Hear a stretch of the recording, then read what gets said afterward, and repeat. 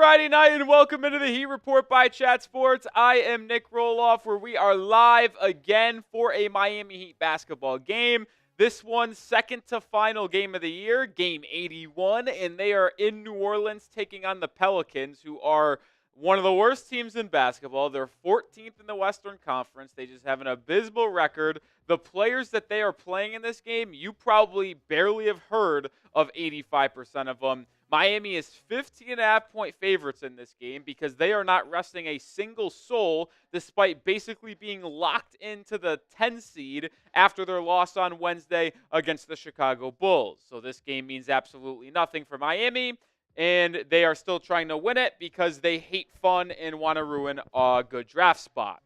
But as the people come in and enter this Friday night edition of the Heat Report, shout out your city for me. Let me know where you're watching from. Where are the real ones tuned in from? It should be interesting. Maybe. I don't know. I got to be honest. I'm sorry for the 30 people in this game, or in the stream right now. I'm having a hard time trying to find optimism to watch this game. I'm being serious. And this is probably the worst thing that can be said as a host of a YouTube channel, but I don't understand why you guys even want to watch. I don't. This game means nothing. They're locked into the 10 seed. I appreciate you guys hanging out with us, but the Heat suck. The Pelicans suck. I mean, they're starting backcourt.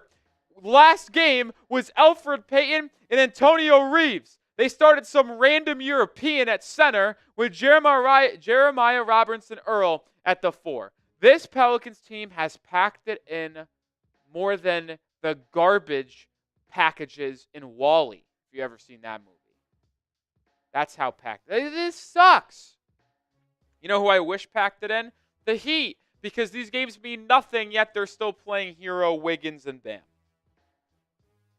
I don't get it. I don't get it. But shout out to the people still tuning in. Boy Wonder from Palm Beach. Simply from New Orleans, Sulan in Toronto, Terrence in Midtown Miami, Kelsey's in Tampa, Manuel's in Bolivia, Navs is in London. Reagan says, I'm from New Orleans. I know we suck. It's just fun to watch. Well, I appreciate it. Appreciate it. Hot dogs from Lockport. It's just a train wreck, man. Is there, I know we joked about not having joy watching the Heat, and that's what Jimmy said and all that, but I don't have joy watching these games. I don't. I almost had producer Cullen be the host of today's stream. Would you guys have liked that? Would you guys rather have Cullen? I bet Cullen would be enthused to watch this game. He would just be happy to be on air. Maybe I shouldn't take it for granted. But these teams, oh my God, the Hawks are down 8 to the Sixers in the first half. These fuckers better not lose. Because if the Heat win out and the Hawks lose out, we'll go to the 9 seed. I think it would be literally impossible to lose to the Sixers at this point. We'll see. We'll see. The Wizards and Bulls haven't tipped off yet. We need the Hawks to win today. I'll say this, folks. When you talk about the play-in and you look around the NBA, if the Hawks and Bulls win today, going into the final game, nothing would change for the Heat in the Eastern Conference. If the Bulls and Hawks win today, there is no chance Miami gets out of the 10 seed. Just want that on the record. But the Heat should lose today and take it in their own hands. The Heat should lose. I have no problem saying the Heat should lose. And I don't care. I used to try to play both sides where I'd be like, I want the Heat to lose, but I understand why you guys want to win. No, you guys should not want to win. I respect you guys for wanting the Heat to win, but it's dumb. Sorry. And you could call me dumb for wanting them to lose. That's fine. But I don't understand it. 73% of the live poll wants the Heat to win. 73% don't understand the big picture. What is a meaningless win? We're going to finish with at best 38 wins. Whoopee. Whoopee. I'm sick of it, man. All right. That'll be the last time I crash out today. Because once the game starts, I'll go numb. I won't care. Well, something I will care about all game long is Prize Picks, the sponsor on today's show. We'll tell you more about Prize Picks here coming up. Today's show is sponsored by Prize Picks, the daily fantasy sports platform that I play every single day because it's so easy. All you do is pick more or less on 2 or more player stat projections, and you can win up to 1,000 times your cash. Well, actually, if you have the app, I got the notification. You can win up to 2,000 times your cash right now. You can combine different projections from different sports, whether it's basketball in the postseason, baseball, hockey in the playoffs, esports, golf, much more. And if you win, PrizePicks puts their members first. All withdrawals are fast, safe, and secure, so when my picks hit, I can get my money in as quick as 15 minutes. Sign up today and get $50 instantly when you play $5. You don't even need to win to receive the $50 bonus. It's guaranteed. I have a 4-player entry for tonight's game, but I don't have any Pelicans in the lineup because I don't trust them. So I went with a little entry for the Heat, more than Duncan Robinson, 8.5 points, more than half a block for Kel'el Ware, and I paired that up with a couple of players in the Warriors-Blazers game, more than Curry, 25.5 points, and then more than Donovan Clingan, 20.5 points and rebounds. 4-player entry there with a Goblin, so not quite 10 times my money, but customized to make me feel better about it. Download the app today and use code CLNS to get $50 instantly after you play your first $5 lineup. One more time, download the app today. Use code CLNS to get $50 instantly after you play your first $5 lineup. That link is in the live chat and description of today's stream. PrizePicks, run your game. All right. Well, we talked about the play-in before I told you guys about PrizePicks, and the Heat are locked in to basically the 10 or 9 game, assuming the Bulls and Hawks don't lose out. Let me ask you, would you rather play the Bulls or Hawks in the play-in? And I guess this would also determine, you should specify if you want the Heat to lose and get the playoffs, or get a lottery pick, or win 2 games and make the playoffs. I think that should be required to be specified here. Because I want the Heat to play the Bulls because we can't beat the Bulls. The Bulls are 3-0 against us. Josh Giddey owns us. And I think we would lose to the Bulls in the first game, which would guarantee us a lottery pick, which is why I want to play Chicago. Give me the Bulls. I think we'd beat the Hawks. I really do. But I still think we would lose to either the Magic or Bulls in the second game, whoever lost that 7-8, if it ended up being the Hawks in the 9-10 with us. But yeah, I would rather play the Bulls because I don't even want to have a second play-in game. Get me out of here in 1. Get me out of here in 1 so I can start doing more draft content on the channel. Do you think we would win a play-in game? I think it would depend. Well, yeah, you're not beating the Bulls because we've seen that story time and time again. Yeah, we're 0-3 against them. They own us. I think the Hawks would be a coin flip because I think the Hawks actually kind of want to make the playoffs. The Hawks do want to make the playoffs because they don't own their pick this year. It goes to San Antonio, so there's no benefit for them to miss the playoffs, so they're really trying to make it. Plus, for them, it makes sense. They've got a couple young guys over there that could use some experience. We've seen Trae Young play well in the playoffs. So it makes sense to have the Bulls in the playoffs. If you don't own your first-round pick, even if it's top 14 or not, then you should try to win every game because you're not losing doesn't benefit you. It's benefiting a different team. So, yeah, the Hawks want to make the playoffs. I think the Bulls, their pick is something protected. Let me look at the Bulls here. How concerned would you be? I'm not going to oversell the play-in. Never mind. The Bulls just own their pick. I lied. I'm not going to oversell the play-in, but it is technically a playoff game with a playoff atmosphere. Are you concerned that they would have the advantage against the Bulls who haven't been there? Josh Giddey, only person. You know what sucks is that I think the Heat would lose. They're not the better team than any of those two, but there's just that piece of me that ends up believing the Heat would beat any of them. I really do, and it scares me.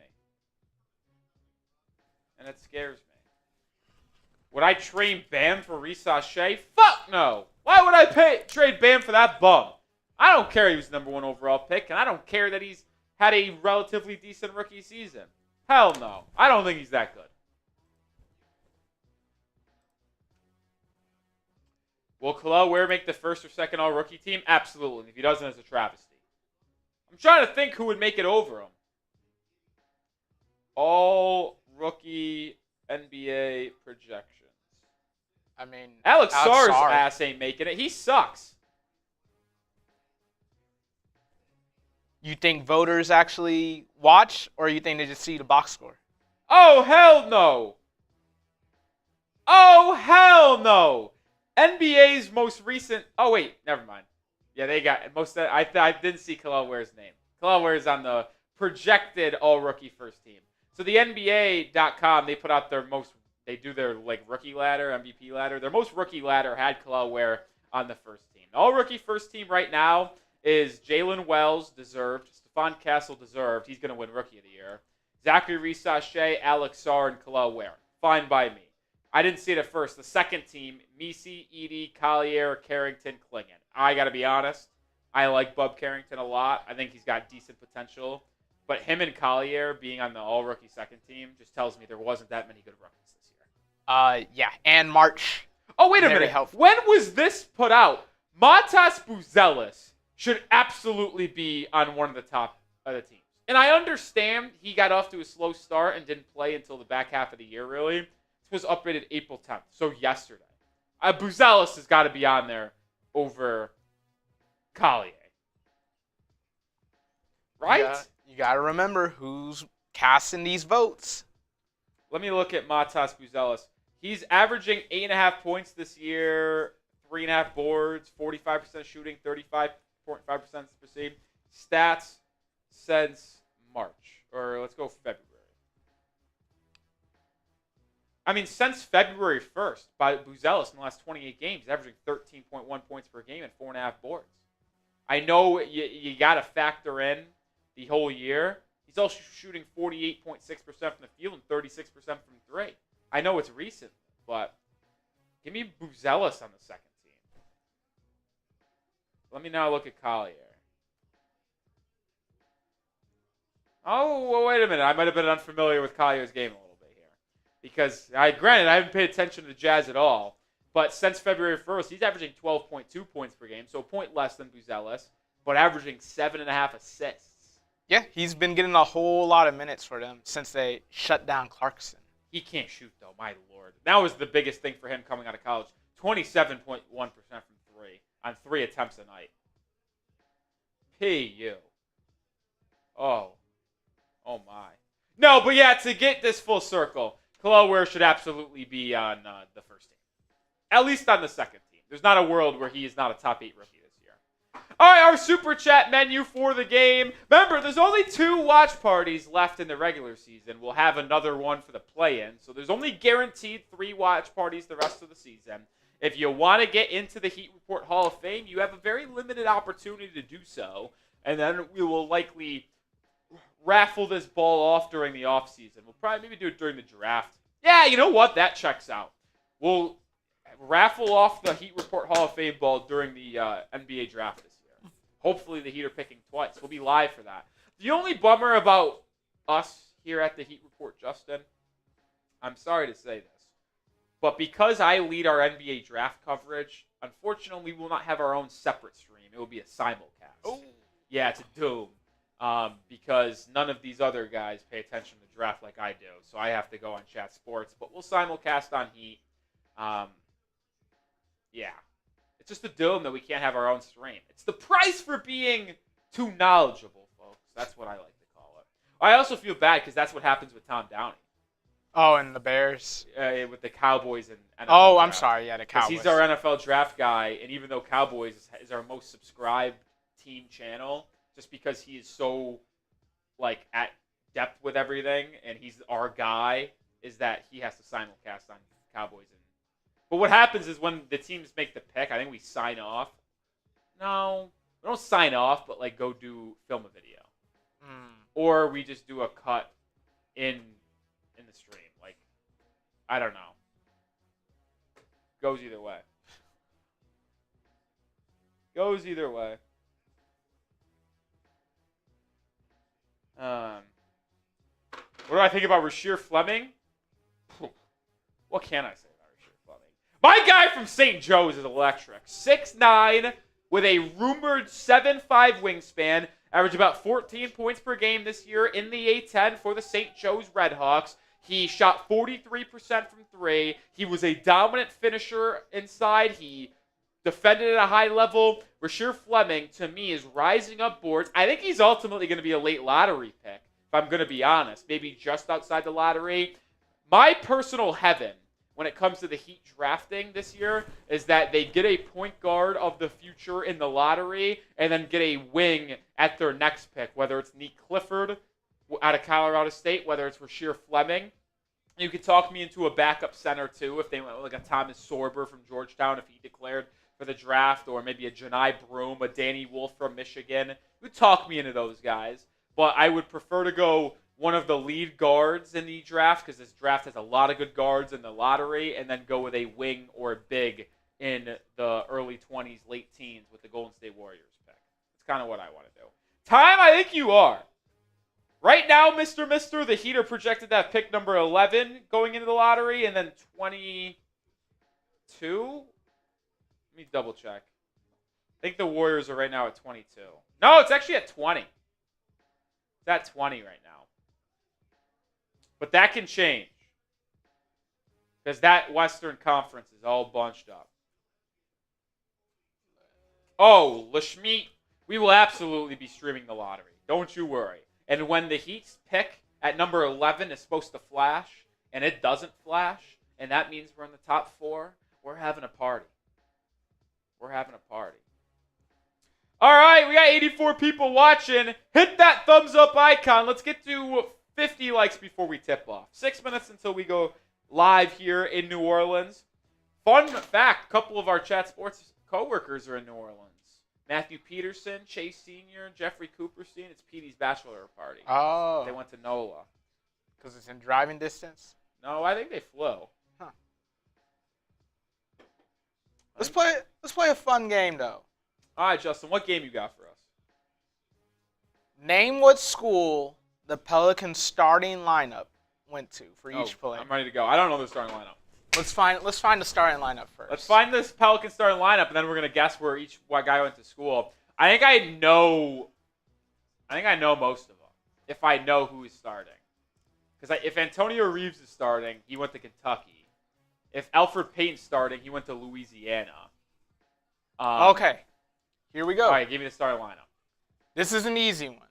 Jose Alvarado. Yeah, he was the Georgia Tech Yellow Jacket. Alfred Payton. Yeah, he went to Louisiana Lafayette. Was in the tournament, by the way. He led them there. Keon Burks Jr. Oh? Keon Brooks. Brooks. Okay. I'm sorry. That's a Kentucky Wildcat as well. Jeremiah Robinson Earl. God damn it. Don't tell me. No. I know this. All right, let me move on. What's the other one? Kyler Kelly. Oh, fuck that guy. Who's that? That's not a real person.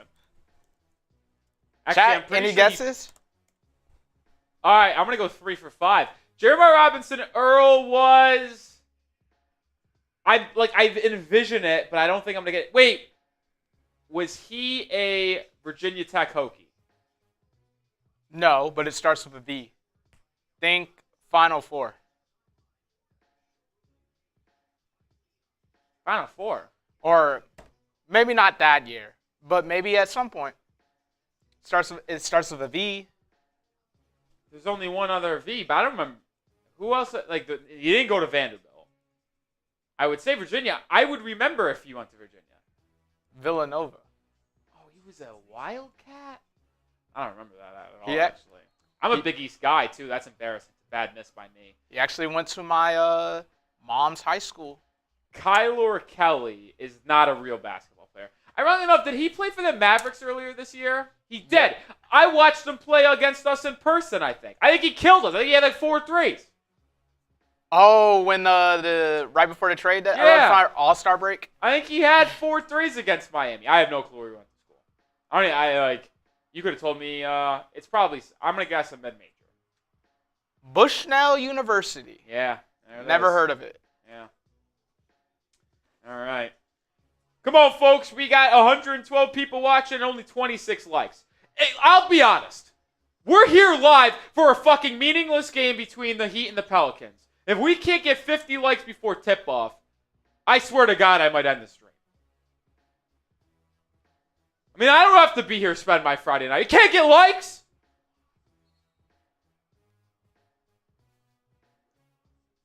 Need 50 likes before we tip off. We got 3 minutes to do it. I don't know what to do.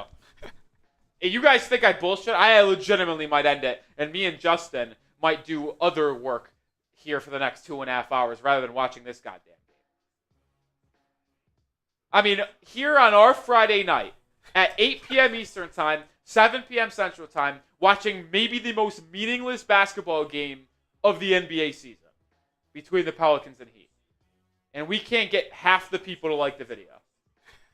While we go live for free and put out content in between our live shows for free.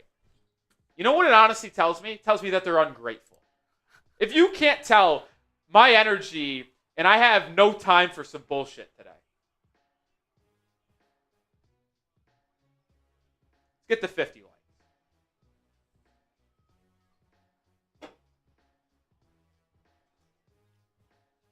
It's almost insulting.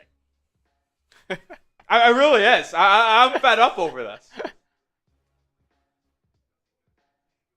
Time is saying my grandmother's in disbelief with the words coming out. You know what? I got no issue.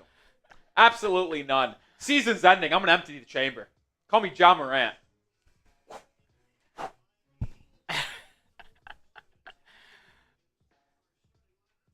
Starting lineup for Miami: Hero, Burks, Andrew Wiggins, Bam Adebayo, Khalil Ware for the Pelicans, Jose Alvarado, Alfred Payton, Keon Brooks Jr., Jeremiah Robinson-Earl, and Kyler Kelly. We're 9 likes away, or I tell you what, we got a minute to get 9 likes, or we're done here.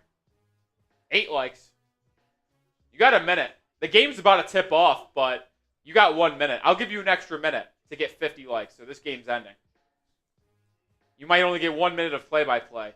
He wearing black unis. Pelicans wearing red. Heat starting with the ball. Andrew Wiggins gets it over to Hero. Hero drives, kicks, Burks, right wing 3. He drains it. Heat up 3-0 early. You got 40 seconds. We need 6 likes. This stream might only last another 35 seconds, folks. Now we got 5. We got 5 likes to go. Missed shot by the Pelicans. Rebound by the Heat. 3 likes. Oh, you guys are really down to the wire. We need 3 likes in 15 seconds, so this stream's done. Burks lining up another 3. No good there. Rebound tapped out by Adebayo. All right, you guys are lucky. 5 seconds to go. You got 50 likes. My button was hovering over the end stream. Second chance 3 for Tyler Hero goes in. Heat up 6-0. I bet we win this game by 20 because that's what the Heat do. We're win this game by 20, and then fans will be like, "Oh my God, we won by 20. We're back. We're playing good ball." Oh, does that count as a block? I don't know. Good contest by Ware, forcing a miss. It didn't hit rim. I mean, he might have got a piece. Foul inside. Andrew Wiggins is going to go to the line for 2. Did we lose 9 likes? You guys unliked? If we don't get back to 50 likes, we're really ending it. What'd you say? You're at 50. Okay, that might have been a glitch on YouTube. Tyler Hero is 21 threes away from having the most threes in a single season by a Heat player. Does he get there, Justin? Maybe. 2 games left. He's 10 and 11 threes in back-to-back games? I don't think so. Could get hot this one. If he gets 6 or 5. Andrew Wiggins splits the pair, so it's 7-0 Miami. Alfred Payton pick and roll with Kyler Kelly. Kelly gets the slam. Kelly might just have the Heat's number. You put Josh Giddey and Kyler Kelly on the same team, we would never win. Probably should have took his prize picks. Probably should have. Khalil Ware, top of the key, gets it over to Burks. Excuse me, that's Wiggins. Wiggins to the corner. Bam, quick catch and shoot 3. You know, that's the only thing that I could take away over the last 3 weeks, Justin, is that Bam Adebayo is shooting like 48% from 3 on like legit attempts. He's doing well. Alfred Payton with the floater makes it 10-4. Alec Burks to the corner. Adebayo will shoot another 3, and he'll make another 3. Adebayo made his first 2 threes of the game on Wednesday. He does it again here. The Heat are 4 or 5 from 3 as a team. I told you, we're going to win this game in a blowout. Fans are going to convince themselves they're back. Jeremiah Robinson-Earl with a triple. 13-7. I want to know if that counted as a block for Claw Ware. Look at the box score here. It did not. Dude. Road statistician.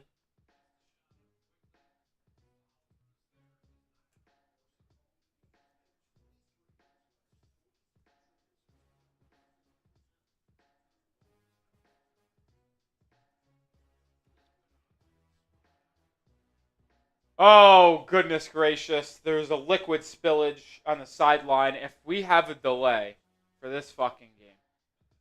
New rule in the NBA. If you want to sit courtside, finish your drinks in the concourse. I don't hate that. I agree. You should not be able to have an open container on this if you're sitting courtside. You want to have a bottled drink? Sure. But if it has to have a cap. And it has to be on at all times. Beyond during play. Amen. Me and Justin find new rules to create. We're abolishing replay and we're not allowing people to watch or drink courtside. Andrew Wiggins smokes a layup inside. Adam Silver would be out of a job if I had it my way. Adam Silver should be out of a job, Justin, because he sucks. Kyler Kelly fouled on alley-oop attempt by Alec Burks. He's going to go on with 9 minutes to go in the first. Is it me? Maybe it's how far the TV is and these lights. Or is this the lighting on the TV / in the arena absolutely dark? It's horrific. Wait until they go like wide shot here. I'm convinced it's too dark. Oh. Thoughts? It looks very elementary. Kyler Kelly missed the first free throw. I didn't realize we got a $1 super chat from my guy, Time. Or she. I don't know. Appreciate you, Time. Appreciate the $1 super chat. Kelly splits the pair.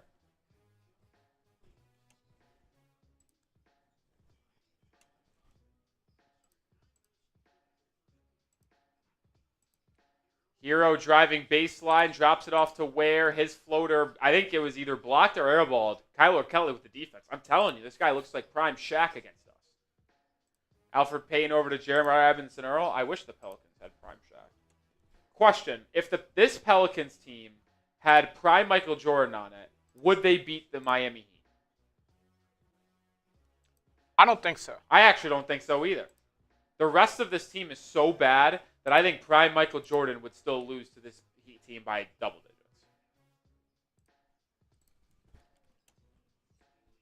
All right, that was weird time. Not going to do that. 13-10. Hero's got it. Thought about a 3. Went inside. Easy layup. Ooh, that hero move reminded me. I was telling you I was hooping yesterday. I was cooking. I had the nastiest hero step I've ever had in my life.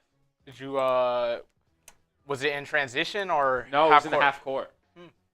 I did the Kyler Kelly can't finish the lob, gets his own rebound, put back, no. Rebound Adebayo. Who does the Euro step that he almost like jumps? Like, you know, like Euro steps, like you're in transition and you go, like, you just do the little 1-2. But isn't there, there's a player that does his Euro steps and he like jumps from like, you know what I mean? Then Kyle Anderson do that kind of? I don't know. Either way, I was in transition. I got to pick and roll. I was going right, and I literally went hard right, and then he started leaning like crazy, and I literally jumped all the way back to my left foot on a one. Like it was like a slow, like big jump Euro step, but I had all the room to work with on the left side, and I finished it with a left-hand lay. It was gross. Did you do the over-exaggerated flip the ball over? It's just an easy lay. I'll say this: the LA Fitness I play at, I think the rims are slightly lower.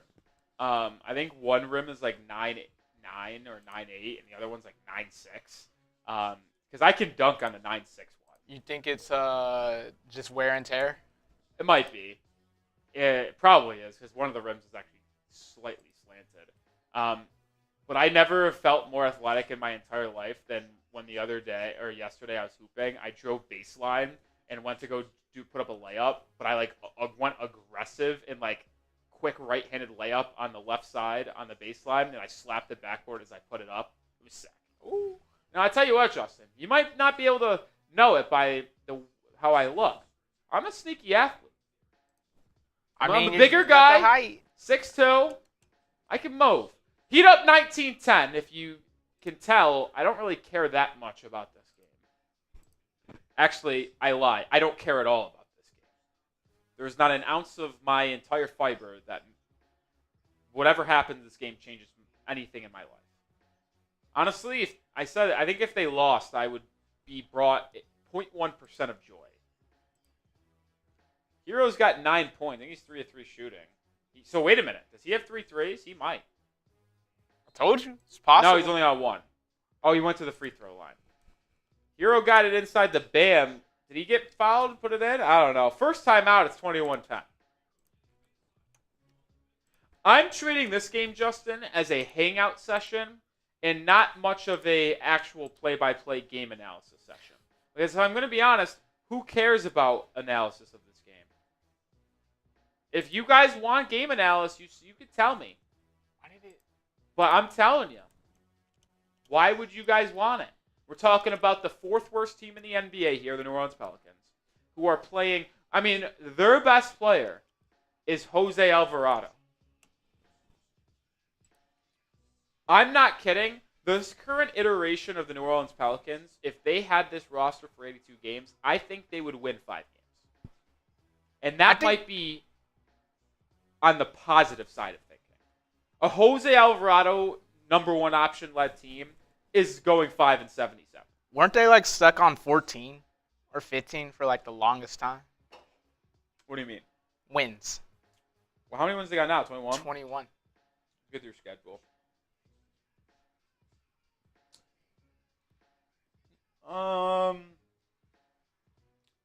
The funny thing is they started the year off with 2 straight wins. I mean, they also were healthier. They had Brandon Ingram, they had Zion, they had everyone. Their largest losing streak is probably, hold on, 1, 2, 3, 4. They were stuck on 12 for a while. Oh my God, there was a portion in late February where they won 3 out of 4 games. They lost 9 games straight at one point. They lost 11 games at one point in a row. 9 games in a row. So they had a 9-game losing streak this year, an 11-game losing streak this year, and a 10-game losing streak this year. So they had a 9, 10, and 11-game losing streak this year. I'm telling you. I think even some of those were with Zion. My guy David is saying, bro, I want analysis. I'm watching the New Orleans stream and have your voice as the commentator. I appreciate that, David. But what if just for one game you watched it and didn't care about the play-by-play and only cared about what we're talking around here? I'm not going to lie. If you guys just wanted to super chat and ask questions about the offseason and have 2.5 hours of us talking about the future of the Heat and briefly mention the game, I'm in. I could not care less about this basketball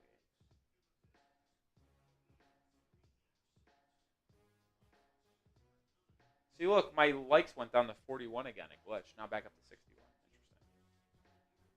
Interesting. All right, well, we're back in action, folks. Oh, my God, the Magic are thrashing the Pacers. 72-49.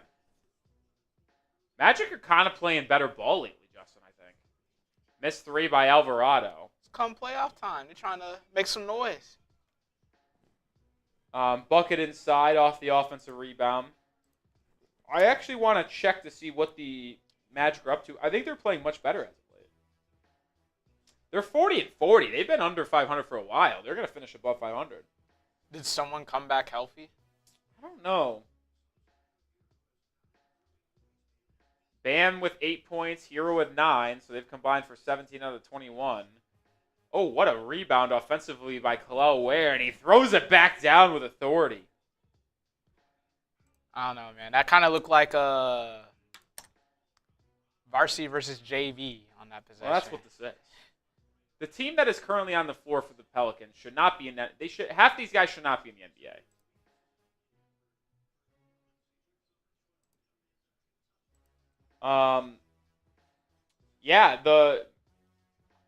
Speaking on the Magic, they were 30-36.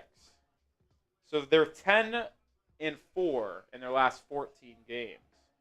But more specifically, Justin, if you just look at their last 10 games, they're 8-2. They were 32-38. The only 2 losses they've had, ironically, against Dallas and the Clippers. They beat the Celtics, they beat the Hawks, Wizards, Spurs, Kings, Hornets, Lakers, Wizards. Actually, never mind. They're being bad. They're being bad teams, and not back in on the Magic. Beating up on some scrubs. That's gross. It's like people watching this game, seeing the Heat win, and being like, "We can win again." No, we can't. Kel'el Ware Muse. Is this a new account? Kel'el Ware has a Muse account? I think this is not a real Kel'el Ware Muse. Follows me. I don't remember anyone ever seeing that. Or seeing that before. 23-12, Heat leading. Reeves in the corner for the Pelicans. Reeves sets it out to the top of the key. Davion Mitchell in for Miami. Alvarado probing inside, kicks it out. Ugh. It's a horrible shot. Heat come the other way, trailing Burks 3. He's already made 1, and he makes another. Alec Burks! 2 threes, the veteran.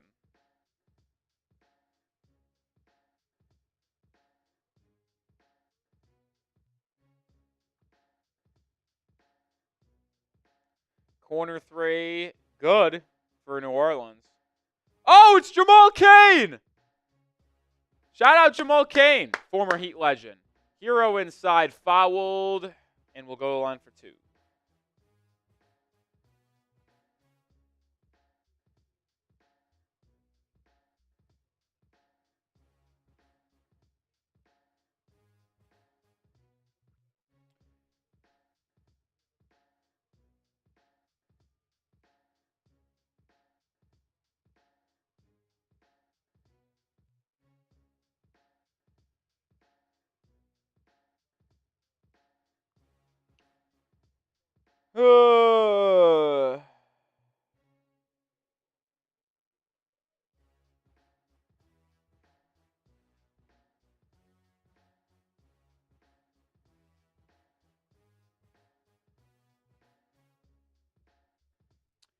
Hero, did he make the free throw? He did. He's got 10 points.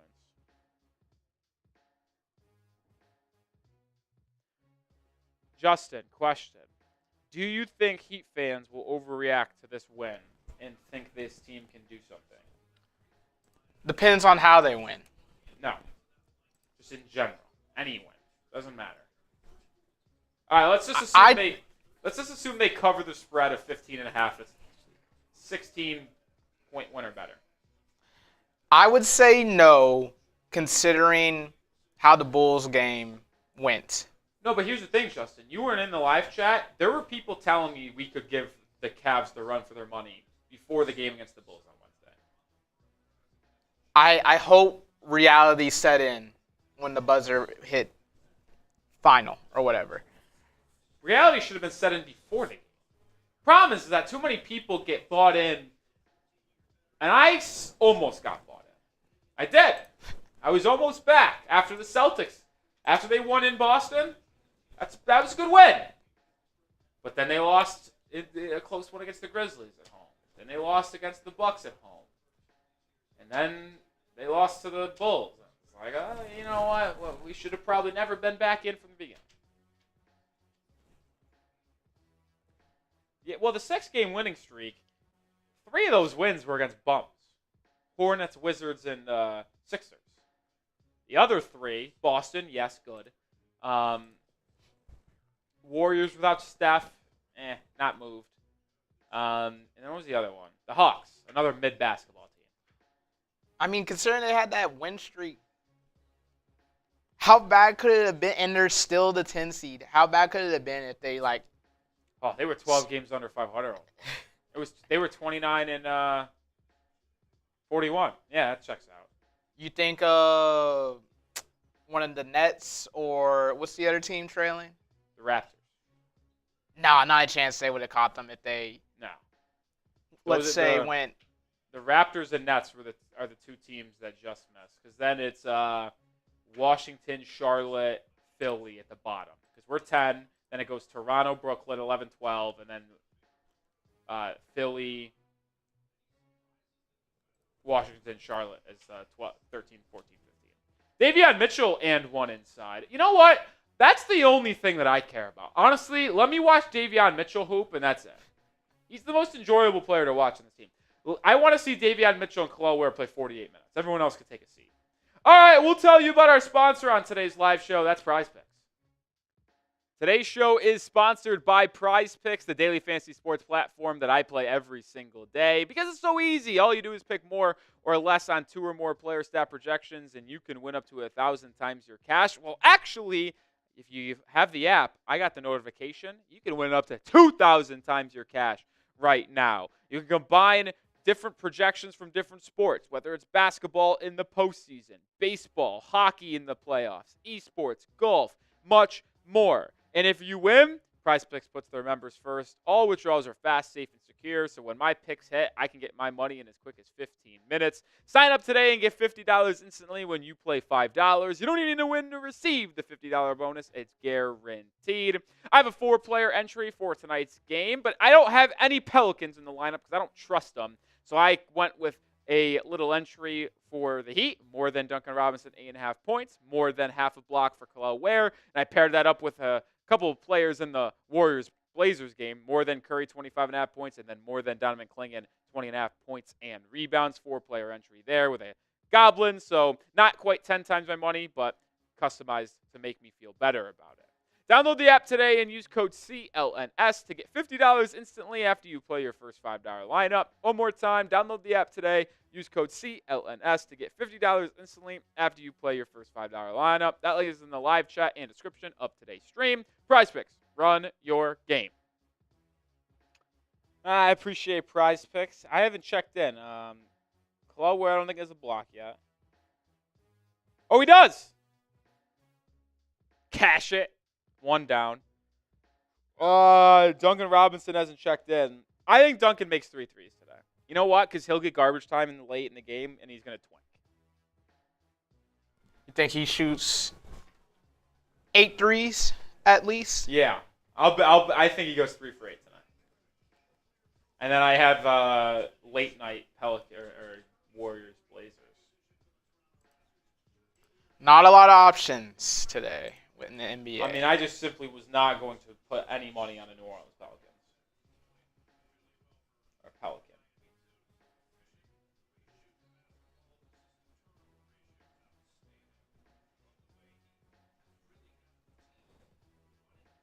I'm assuming you've seen the quote, the jaw quote, right?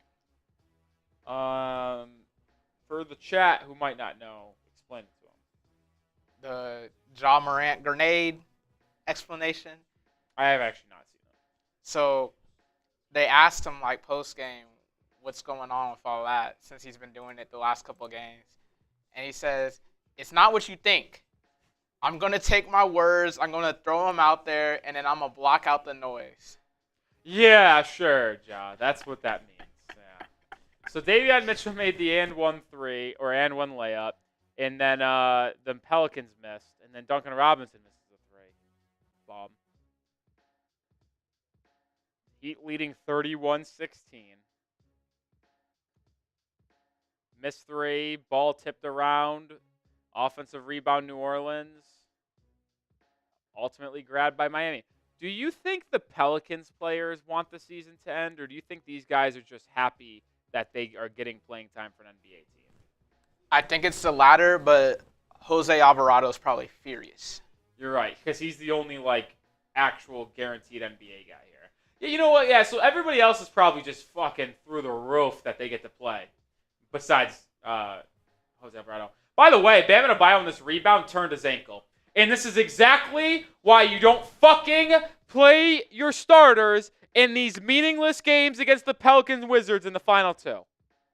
Now, it looks like he'll stay in the game and shoot the free throws, but that is the exact reason. I swear to God, Justin, if Hero or Bam tore something in the final two games, I might drive to Miami and put Pat Riley in a fucking headlock. Him or Spo. I'd start a boxing match if one of our two, or where. One of our three building blocks, like a significant injury, like I would freak.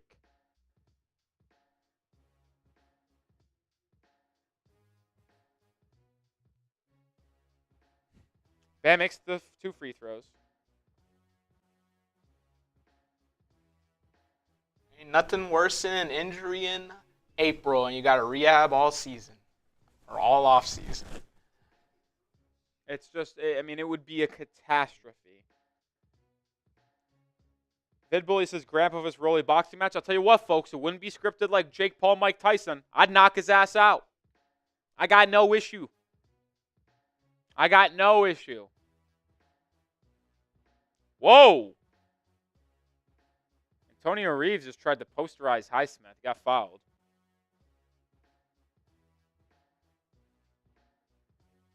Simply says 100 on Rolly. Put your life savings on it. You think I'm losing? Pat Riley can barely move up and down the court. I'm not.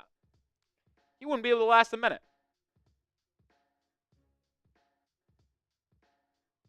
I was going to make a crazy joke, but I'm not going to.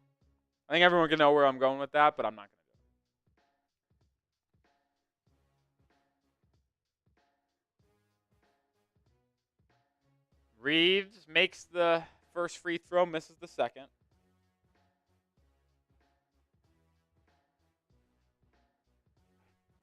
Davion Mitchell swings at the Duncan Robinson. He gets it back. You know what I've noticed? A lot more teams are running zone against Miami. Kyle Anderson was fouled inside.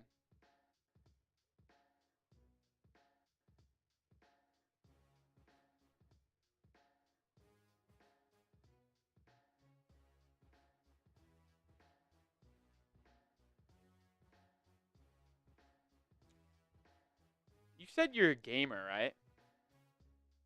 No? No. Okay. Never mind. I don't know. I just felt like I was going to ask you what games you play. I thought I remember you saying you're a gamer. Maybe it was someone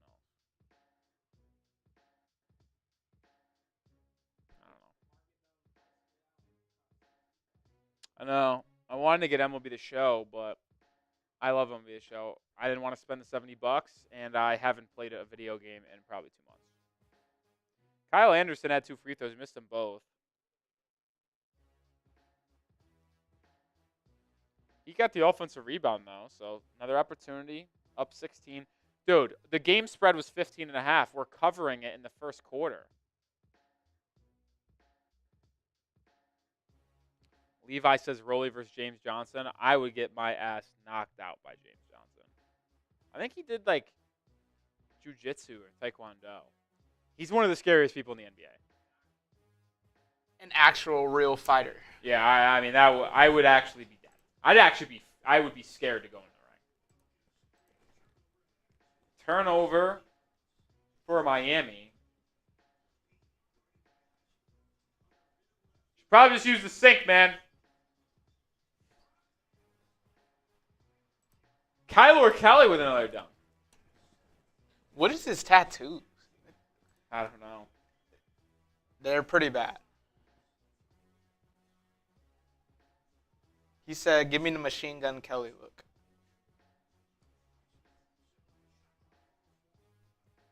Davion Mitchell at the top of the key. Step back 3. No good there. Pitch ahead pass by Peyton to Jamal Cain and 1. So I said that we were covering the game spread in the first quarter, And then on cue, the Pelicans go on a 6-0, potential 7-0 run.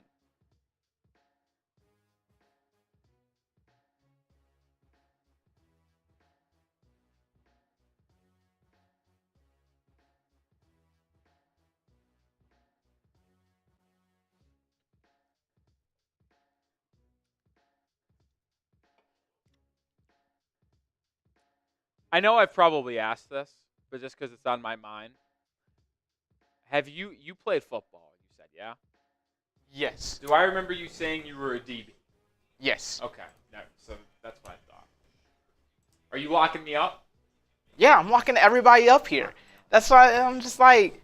Now, what are you going to do if I call for a little fade route? I got like 4 or 5 inches on you. Maybe not 5. I said 4. Were you 5'10"? About 5'9". That's so I do got 5 inches on you then. Is that a concern? Not at all. Not at all. What's the wingspan looking like? Pretty long. Pretty long. Look, the most fun receivers to guard were the big ones. They run lazy routes, and I can actually jump. So it is getting contested at the catch point. Okay. That's why the poll was so disrespectful. I can do things on the football field that nobody in this office can ever dream of doing. What was the poll that you found disrespectful? Who would win or who would have the fastest 40-yard dash? You weren't on there? Not at all. No. Who did you pick for that since you weren't on there? I didn't vote. Wow. I have a hot take. I put Tex. I mean, low-key, out of the options, yes. Now, there are some good options. Like, I wouldn't say, like, probably in his heyday, Mitch would have had a good chance, but not now. Seeps runs a lot, and he's pretty quick, so I could see it being Seeps. End of the first quarter, by the way, he leading 33-24. Chase runs a lot, but I think he's a distance runner. I don't think he's short distance. That's why I'm like, who are these? So I think the 2 picks out of the options on there, I would have went Seeps or Tex, but I thought Tex sneaky could run a good 40-yard dash. That would have been my pick. Not long legs, which is a little bit concerning, but I think he could fly. That's why I'm like, when everybody gave me so much pushback, I'm like, who are these athletes in the office that I'm missing? I can understand why maybe you and Seeps would be good at basketball. That's one sport. Yeah. I would give myself an award in 2. And I wouldn't really, athletically wise, until talking about playing sports. There's 2 sports that I own here at Chat Sports. I am the owner of the best basketball player, and I am the owner of the best golfer. Now, I cannot say that with Tom Downey in the building. You've never met Tom. Is he the best golfer or Correct. something? He is the best golfer. He is really freaking good. But in Chat Sport, in the Dallas office, it's me. Now, I heard Moose is a very good golfer. He played college golf, so he might be better than me, but I've never played with him, and I think everybody would say playing golf with everybody without a hesitation, it's no question, it's me in Dallas. Until we see Moose on the course, maybe that changes. Shout out to Time, $2 super chat. Is it your birthday time? It's not mine. Justin, it's not yours, right? It's not. Okay. I don't know. When is your birthday? October 6th. Okay. October. Got an October birthday. I'm August 9th. So, happy birthday, Time, if it's yours. If it's, I don't know why. If it's not, then. If it is, you know what? I'm just going to assume it is. It's his birthday. Everyone spam HBD. Happy birthday down in the comment section for Time. Shout out to Time. Appreciate the $3 super chats you sent.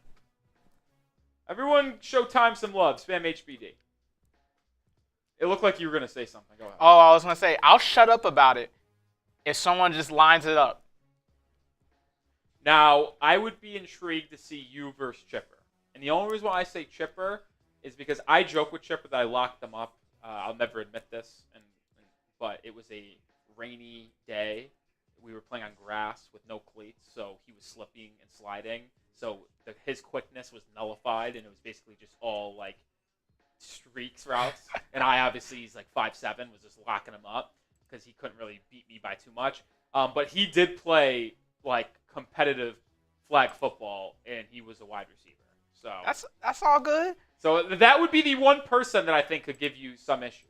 But he also has a bad knee, so he might not be. Oh, here we go. No, he does. He got it. He tore his ACL. Oof. He has the scar. Then it's a wrap. Sorry. Missed shot by New Orleans to start off the second quarter. Andrew Wiggins has it. He'll launch a three. Air ball. I tweet this out on Wednesday. I'm out on Andrew Wiggins. I think he's been C- or worse. He's had moments like this one. He gets a steal. Give it up, Wiggins! That better be Duncan Robinson's bucket. It is! 2 points for Duncan. We'll talk for some real Heat basketball here as the Pelicans hit the three. I think he brings some good things to the table. Can defend. Is a solid off-ball player. But he's not enough of an on-ball creator for my liking. And I'm not asking everyone to be an elite on-ball creator, as Kalal Ware airballs a three. I'm not asking you to be an on-ball creator. Not everyone has to do that. Not everyone's role is that.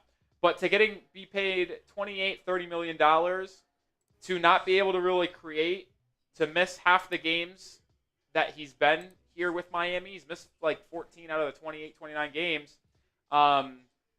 Like as he gets an and one on a nice little spin move inside, posting up. Like that's what he's been relegated to in Miami. It's been spot up threes and like post ups in the mid range. Am I paying 30 mil for that? I don't know. Especially with his injury history. Kind of out on Andrew Wiggins. He's missed 14 games. He's only playing 16.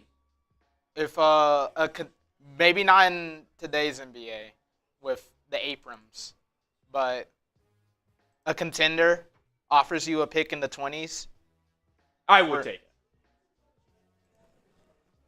I would do that. If a team offered me a first-round pick for Andrew Wiggins, I think you say yes and you don't look back. They could offer me a first-round pick 3 years from now. I would say yes. Say it's a first and an expiring contract. I'm in. I'm actually all in. Give me a $20 million expiring contract and a first for Andrew Wiggins, and I'll say thank you. It's possible. I mean, he's a good player. Like, he can impact winning. You saw it in Golden State. I just think for where the Heat are at as a team, it doesn't make sense to be paying Andrew Wiggins $28 million for what he brings to the table. Oh! Duncan Robinson and 1-3.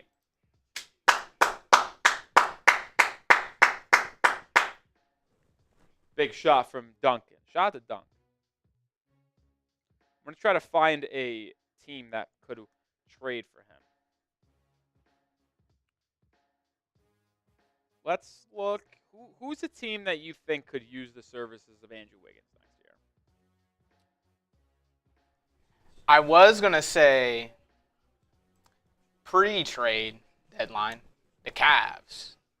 Yeah, but now they got DeAndre Hunter. Heat up 17 as Duncan made the free throw. There's a world, Justin, where on my 4-player prize picks today, the 2 players that I had from Miami get this done before halftime. Lester Canone's a 3 for New Orleans. Former Warrior. Yeah, I mean, if Duncan hits a 3 here, I mean, I'm already golden. Wiggins, tough contested too. So, like, that's the type of shot that Wiggins takes a lot of. That it's just not a good shot. He takes a lot of tough twos. I think he's just trying to go outside his role. Trying to, like, how about the Nuggets? Do you think the Nuggets could use him? I think they could. Do they have the money? The problem is that Fanspo is still on this year. I need them to be traded, being ready for the trades this year in the offseason. Update these contracts. If you're the Heat, no, I wouldn't do it. Fuck that. I'm not trading Michael Porter Jr. So never mind on the Nuggets. Even though I think the Nuggets would take Wiggins over MPJ in a second. MPJ's better shooter, but Wiggins would just make them a way better defensive team. Way better. And that's something they struggle with. You would have if you took Michael Porter Jr., you'd have another player who cannot dribble. But at least you could get one that defends. Could Sacramento? I don't think so. They're not in the position to do that. They got too many wings already. Could Houston? A lot of picks. Actually, they missed out on the KD sweepstakes. Missed out on KD. Could they trade? They don't really have an expiring, though. Brooks has 3 years left on his deal, so you'd be trading for 2 years of Dylan Brooks if they wanted to upgrade from Brooks. Probably not. Could you get a 3-team trade going? But then you wouldn't get the pick. Yeah. The Pistons.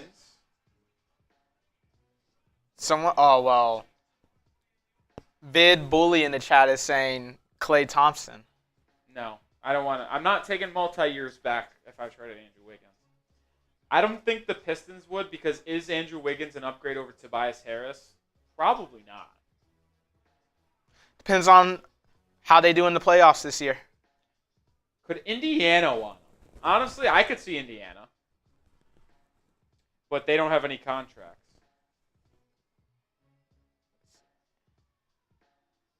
So, never mind. I think Indiana would have been a good fit, though. Honestly, would the Hawks be interested? They don't have any contracts. They're two tradable contracts. LeVert and Clint Capella. They're free agents after the year. That's the wrong team, by the way. Grizzlies? I'm Justin. Would the Grizzlies want him?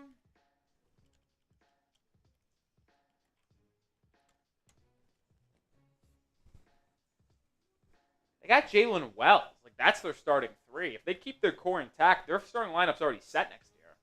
Job, Desmond Bane, Wells, Jaren Jackson Jr., and then Edey. They just need to fill out their bench. So they're probably not making that trade. But the Lakers? No. They need a center. Your Laker guy, Luka, Reeves in the backcourt. LeBron's a 4. They already have Dorian Finney-Smith. He stinks. His contract's over. So does Wiggins. Wiggins got another year left. Actually, he's got 2 years left. He's got next year and then a player option. And I don't think they have a pick for you. Yeah, you're right. Well, they'll be able to trade 2032. That's so far down the road, though. You want that? Fuck yeah. Okay. I'll take that because I'll just reroute that. That'll be a coveted pick right there. Rolly Ainge. I talked about Detroit. I don't see Detroit wanting him. Like, is he an upgrade over Tobias Harris? I don't know. All right, 46-35. You know what? I've enjoyed this experience on the live show much more than I thought I was. It's probably because I haven't watched really more than 5 seconds of this game. However, Jose Alvarado is buried a triple. We're only up 8. Dude, how electric would it be if the Heat lost today? It'd be actually sick.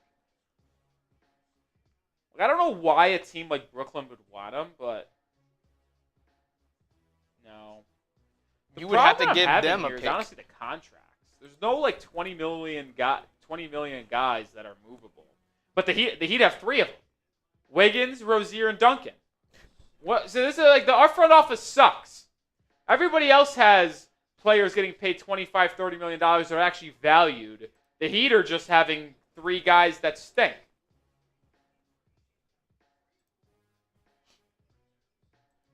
Ooh, honestly, Eric, this is an intriguing idea. KCP and the 25th overall pick for Andrew Wiggins. I think I'd be in on that. 2 years left for KCP at 22. Has he been bad this year? Yes, he's been horrific. Let me look at his stats. KCP this year shooting 34.5% from 3, 9 points per game. Oh my. Still averaging 1.3 steals per game. Still a solid defender. But here, if I made that trade what I would do is that I would get that pick, obviously. They get Wiggins. Now, my question is, do they want a big lineup? Because then their lineup would be Suggs, Wiggins, Banchero, Wagner, and center. Doesn't that kind of revert them back to... I know he's been awful, but doesn't that kind of revert them back to the... For the prize picks, Duncan! Bang! And just like that, my prize picks, 2 down, 2 to go. But I don't really have any point to watch this game anymore. Kind of wish it took longer to hit. You wanted to sweat it out? At least give me to the third quarter. Oh.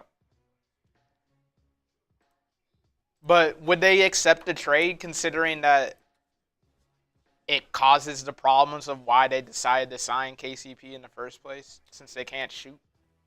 Well, if Wiggins is giving you the same 3-point shooting. KCP's contract isn't bad. I thought it's not even an ascending contract. Duncan, did he make another bucket? He made another 3. Oh my God. I had 8.5. I should have demoned it for like 12.5. I sold. 9 made threes for the Heat in the first half. The Heat are on pace to score like 70 points in this half. His contract, $21.6 million next year, $21.6 million the year after, player option. So it's a similar contract to Andrew Wiggins, but $7 million less. Because it's $26 million this year for Wiggins, so $5 million more than KCP's. And then the player option for Wiggins the year after was $30, and that's $9 million less for KCP. And yes, Wiggins is a better player, but you can make KCP your lead shooter / guard or also defender off the bench. Look, I could be moved. You get that pick in the 20s. You have a lineup of, let's just say, Hero, blank, blank, Bam, Ware. So you got to fill the 2 and the 3. But you have now 3 first-round picks in 2025. You can then trade them. What the fuck is Bruce Brown wearing? Don't get me started on Bruce Brown. I'm intrigued. I'm intrigued by that idea. There's no doubt that Andrew Wiggins is the better player, but KCP has the better contract and could fit this team better, and you'd get a pick out of it. I'm moved. I'm intrigued. We'll continue the conversation here in a second, but I do got to show some love to our sponsor, which is Prize Picks. Today's show is sponsored by Prize Picks, the daily fantasy sports platform that I play every single day because it's so easy. All you do is pick more or less on 2 or more player stat projections, and you can win up to 1,000 times your cash. Well, actually, if you have the app, I got the notification. You can win up to 2,000 times your cash right now. You can combine different projections from different sports, whether it's basketball in the postseason, baseball, hockey in the playoffs, esports, golf, much more. And if you win, Prize Picks puts their members first. All withdrawals are fast, safe, and secure, so when my picks hit, I can get my money in as quick as 15 minutes. Sign up today and get $50 instantly when you play $5. You don't even need to win to receive the $50 bonus. It's guaranteed. I have a 4-player entry for tonight's game, but I don't have any Pelicans in the lineup because I don't trust them. So I went with a little entry for the Heat, more than Duncan Robinson, 8.5 points, more than half a block for Kelly Ware, and I paired that up with a couple of players in the Warriors-Blazers game, more than Curry, 25.5 points, and then more than Donovan Clingan, 20.5 points and rebounds. 4-player entry there with a Goblin, so not quite 10 times my money, but customized to make me feel better about it. Download the app today and use code CLNS to get $50 instantly after you play your first $5 lineup. One more time, download the app today. Use code CLNS to get $50 instantly after you play your first $5 lineup. That link is in the live chat and description of today's stream. Prize Picks, run your game. Shout out to Prize Picks for sponsoring today's show. As you saw, I made a 4-player entry for tonight's action in the association. I need Kelly Ware to have a block. He already does. I need Duncan to go more than 8.5 points. He's got 12. So I'm already on to the nightcap, folks. Let's go Clingan. Let's go Steph Curry. How about a homecoming for Andrew Wiggins? Back to Minnesota. They're losing Julius Randle, potentially. He's got a player option. I believe it's a player option. Yes. Is he opting out? Because some team could possibly throw him more than 29.4 mil. Who are you taking back though? From the Timberwolves. It's a good question, but my only hypothetical and the reason why I bring them up here is because Naz Reid, he is going to be entering free agency, and it's unlikely that they'll be able to retain him. So you lose Reid and maybe Randall. So now you're looking for wing scoring. They have a first-round pick this year from Detroit. So wherever Detroit ends up finishing in the draft order, right now it would be like 17, which I don't know. Is that too rich of a pick for Andrew Wiggins? Maybe. But it's another example. You could take back like a DiVincenzo. That's not a bad idea. Who's making 11. I don't know if they'd have to throw in another player. What about is old man Conley still under contract? He is. And that would equal Wiggins' contract. My question is like, I think they actually probably do want to move on from Conley after this year, right? Rob Dillingham wants to be free. They've also like pseudo-made Anthony Edwards like the point guard kind of. He has the ball in his hands a lot. Duncan Robinson feeling it. He wants to get up a shot. 3.5 to go in the first half. Bam almost turns it over. I'll stay with Miami. What about what David N said? Send them to the Raptors for R.J. Barrett. I don't know why people want R.J. Barrett. This guy stinks. He's got a long contract, too. Under contract guaranteed the next 2 years, 27 and 29. So I guess it's the same contract as Andrew Wiggins, just no player option in 26 for RJ, where it's a player option for Wiggins. Is also Wiggins a better player than RJ Barrett to where you're getting a first-round pick out of it? Probably not. But they basically can trade any first-round pick they own. So they wouldn't be doing it this year, obviously, being in the top 10. But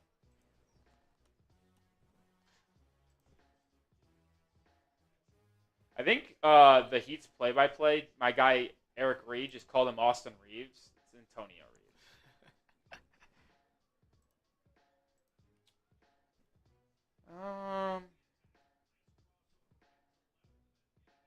What now? I would much rather do this. I've heard rumors that they want to move off Jakob Poeltl. Is there a? I guess it's just solely for the pick. Would you pay him that much to be the backup center? It probably doesn't make sense for Toronto either, because then they'd have a lineup of Quickly, RJ, Barnes, Wiggins, Ingram. Doesn't make sense. How do they feel about Quickly? I'm not paying Quickly $32.5 million. It fake solves a problem. Would you want to have Emmanuel Quickly as your point guard next to Tyler Hero for $32.5 million? That's a disgusting backcourt. Be some crazy shot selection. Hell no. Now, it would be entertaining because they were teammates in college. He kind of chills. Quickly was the backup guard to Hero in 2019, and then Quickly was the starter the following year, and that's when he came out. Walmart version of Fox and Monk. Who's Fox? No, I can't pay Quickly that much money. Your team would suck. I'm just trying to get you a pick. Would I trade Bam for Jaren Jackson Jr.? No.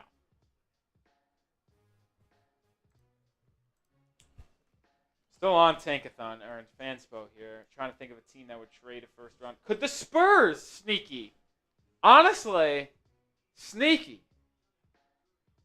Fox, Vassell, they are looking for that connecting piece to their front court. Is it Vassell? Are they going to start Fox and Castle next to each other? Jeremy Sohan, that experiment's over. Who costs that much on the Spurs? Keldon Johnson. They're out on him now? Next 2 years paid at $17.5 million. Also a teammate of Tyler Hero. You can do a Harrison Barnes got another deal to a year or two. 2 years. He's got 1 year left. So you could actually do Barnes. $19 million expiring. That's what I would probably rather do. Take Wiggins for y'all. Wemby comes back healthy. Take Wiggins to be the wing. And you know they have a gazillion picks. The Spurs do. Honestly, that's probably the best idea. Barnes and a first for Wiggins. I mean, the Spurs are going to want to be competitive next year. Wiggins fills the gap that they need in between their backcourt of Castle, Vassell. I don't know if they're putting Castle off the bench. Like, I don't know what their plan is. Like, Stephon Castle likely going to win Rookie of the Year. Are they going to envision him as an off-ball guard next to Fox and move Vassell to the 3? Vassell's undersized at 6'5". But they've been looking for a pairing with Wembanyama in the front court. I could see Wiggins, who can play small ball 4 or just be their 3. Honestly, that's probably the best idea we've come up with. Harrison Barnes and a first for Andrew Wiggins. Who says no? It's worth a phone call. Worst thing that they could say is no. Who says no? How many picks do they own this year? Because they own this year, I think 2. What's the they the own second their own one? pick, and then Atlanta, which is going to be just at the end of the lottery or just outside the lottery. But my question is, are they even? I mean, that seems a little too rich. Do they even have a roster spot though for that? The Spurs? Yes. For whoever that end of the lottery pick would be. They got Fox, Vassell, Johnson, Barnes is under contract. Wemby, obviously, Castle, Sohan, Branham, Julian Champagny. They got roster spots. They have that bottom of that bench is a lot of one-year deals. So, halftime in New Orleans, Heat leads 71-54. Maybe the least amount of basketball I've ever watched on stream before.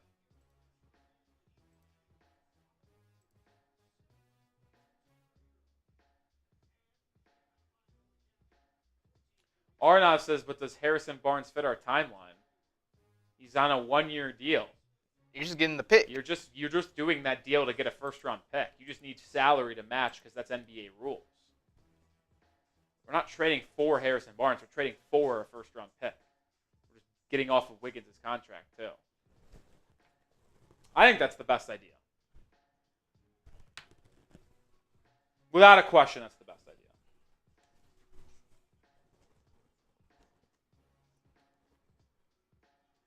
A first-round pick in Barnes for Andrew Wiggins.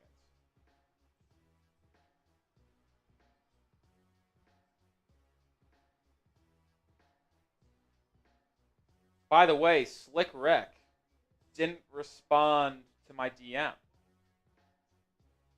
What'd you ask him? I asked him what he's been hearing. I said, hey, Rick, love the reporting you've done and know you've talked with my guy Marshall a ton. I host the Dolphins channel here at Chat Sports and was curious if you could share something you've heard with this Dolphins trade. No response. Threw a shot out there. I think he just engagement baiting. We'll see.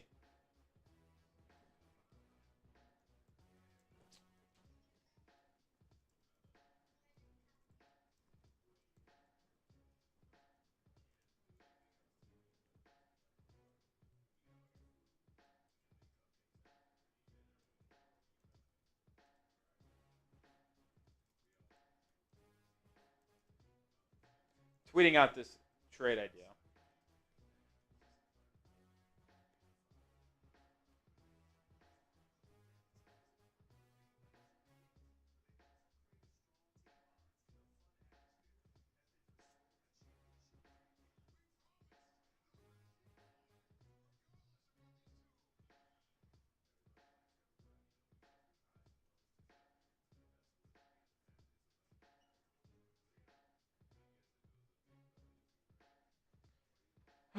Harrison Barnes is a first-round pick for Andrew Wiggins. I'm in.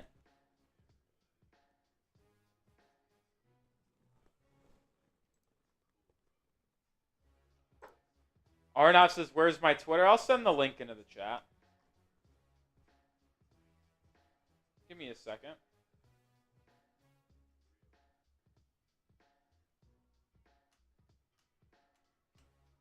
That's my Twitter. Anyone who gives me a follow, it's also at the bottom of your screen, at Nic_Rohloff. If anyone gives me a follow, I'll give you a shout out. You know what? I could just send you guys the link to that tweet. And if you want to engage with it, I'll also give you a shout out. What's up, Daniel? There's the exact tweet.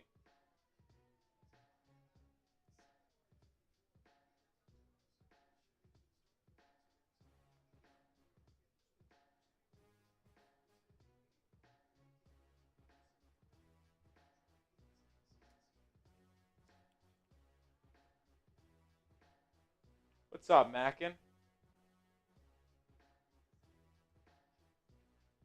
We're winning by 17, but I feel like the Pelicans have been going off low-key. Jamal Cain has 15 points off the bench.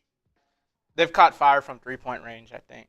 Reeves has 10. Jose Alvarado caught fire at 14 points. Tyler Hero has 17 points. Oh my God, Tyler Hero and Bam Adebayo are a plus 28 in this game. Bam's got 14 points, 9 boards. Chloe Ware's got 6 points and 8 boards. We are all over the glass.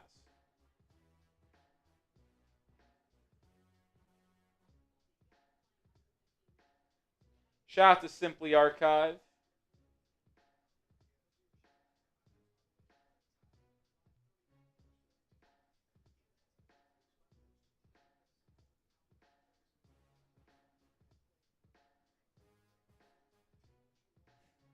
NBA Centel is fucking hilarious.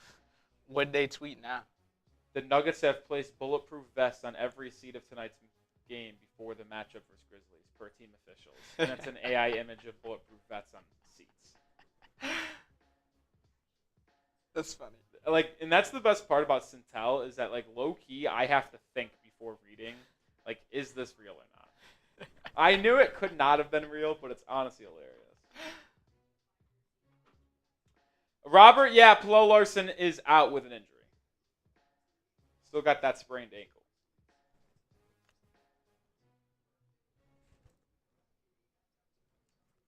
Needs some Triple J minutes. That's where we're going to have to disagree. The Hawks have since extended their lead to 20 points. Yeah, that's big time right there, baby. So it seems like where everything is going today. Yeah, the Hawks are going to beat the Sixers. Trae Young's got 36 points and 10 assists. I think he might be. I don't think the Hawks will ultimately trade him, but there's a world where he's available. I think Trae Young might be at the top of my list. I have had a lot of reservations about Trae and Hero fitting together in the backcourt. I have. But he would, and I say he, Trae Young, would just completely revitalize this offense on the Heat. The amount of attention Trae Young brings to himself from opposing defenses in the pick and roll is so large where it's going to just only help Ware and Bam get more involved offensively. And then you can't double Hero and blitz him because you got Trae Young playing off ball. Or if Hero's off ball, then he's more open. I don't know. I know the defense would be very questionable, but my thing is, how about, you know what? Let's worry about defense as an issue for once. We never have to worry about the Heat being a good defensive team. We always worry about them not having enough offense. So why not just flip it around? Let's have an elite offense for once. And then be like, all right, if we have to worry about defense, I need a switch up. I need offense. I'm kind of in on Trae Young. You will be flawed regardless, so why not give yourself a flamethrower on the offensive end with him and a Hero? Exactly. Kind of with Justin. By the way, the Bulls are up 15 at the half against Wizards. So assuming that the Bulls win over the Washington Wizards and the Hawks don't blow a 13-point lead in 2 minutes, going into the final game of this season, no matter what happens in this game, the Heat will be the 10th seed in the Eastern Conference. You heard that correctly. I'll say it again. If the Hawks and Bulls win tonight, the Heat are locked into the 10 seed going into the final day of the year.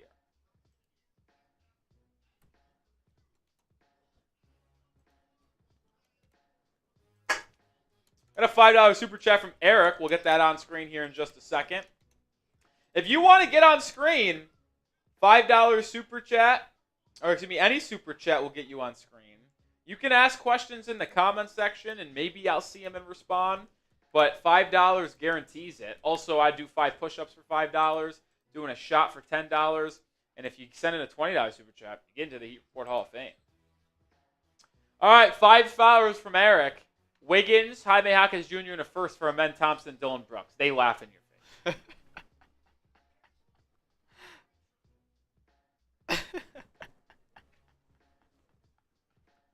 They laugh. I don't even think, and I truly mean this, and Heat fans are going to be either delusional or unfamiliar with Amen Thompson's game and his hype right now.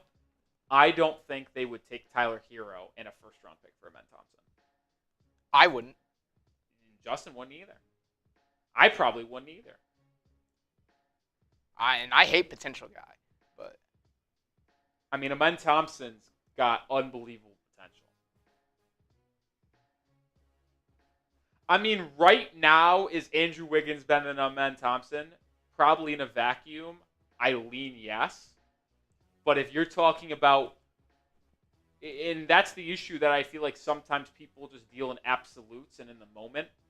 But like Amen Thompson's future and potential is quite literally untapped. I mean, I think he already took a huge step compared to his rookie year. And then now, get him some little playoff experience, get a nice, healthy offseason of work. If he's able to just become a 35% shooter from three, he could potentially be Ja Morant on steroids.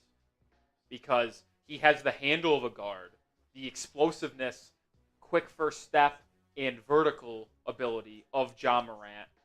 But he's about 3.5, 4 inches taller, thicker, in terms of his ability to defend. Like, he can guard 1 through 3, 1 through 4. Ja can't really guard anyone, if we're going to be honest. And he could give you that. If he improved if he was able to just shoot 35% from 3, like, we're talking about an all-NBA. And that's the interesting. I can't even say, like, guard. Because he played guard at overtime elite. But, like, in the NBA, he's been more of a 3. I mean, he's 6'7", and he's a demon. Dude, he averages this year 14 points a game, 8.2 rebounds, 4 assists, 1.4 steals. Yeah, that's another thing. He's a great defender. If we could get him a defined number 1 at Houston, the sky's the limit. I just feel like everybody there doesn't really know their role, so it's just kind of just run around and play hoops. Steph says he can be good, but he's not more athletic than Ja. Who's more athletic? I think I would go Amen Thompson. It depends on what we're defined, but yes, Amen is a freak of nature. But so is Ja, though. I mean, they're both. Like, you're splitting hairs. I mean, probably 2 of the top 5 athletes in the NBA. I would go Amen, though. I would think Amen is just as twitchy as Ja. That's why I think it's more impressive with Amen, because he's as twitchy, as quick, as vertically gifted, and he's 4 inches taller and bigger. I think you can make a case he's top 3 most athletic player in the league. I would agree with that. I said it coming out of college, or excuse me, out of the draft. I liked Amen Thompson a lot. I think I had him as my 4th overall prospect.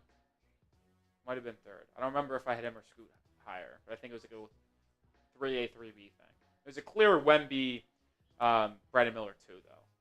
And I knew I was a little bit, I wouldn't say hot take, but I was a big advocate for Brandon Miller teardrop or tear gap Scoot Henderson.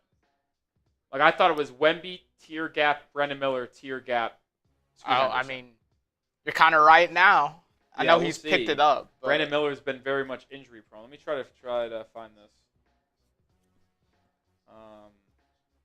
2023 Chat Sports.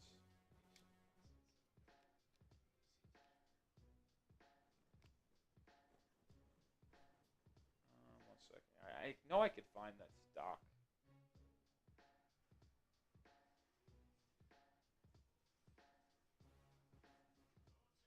No, I got it. Hold on me for 1 second. NBA draft.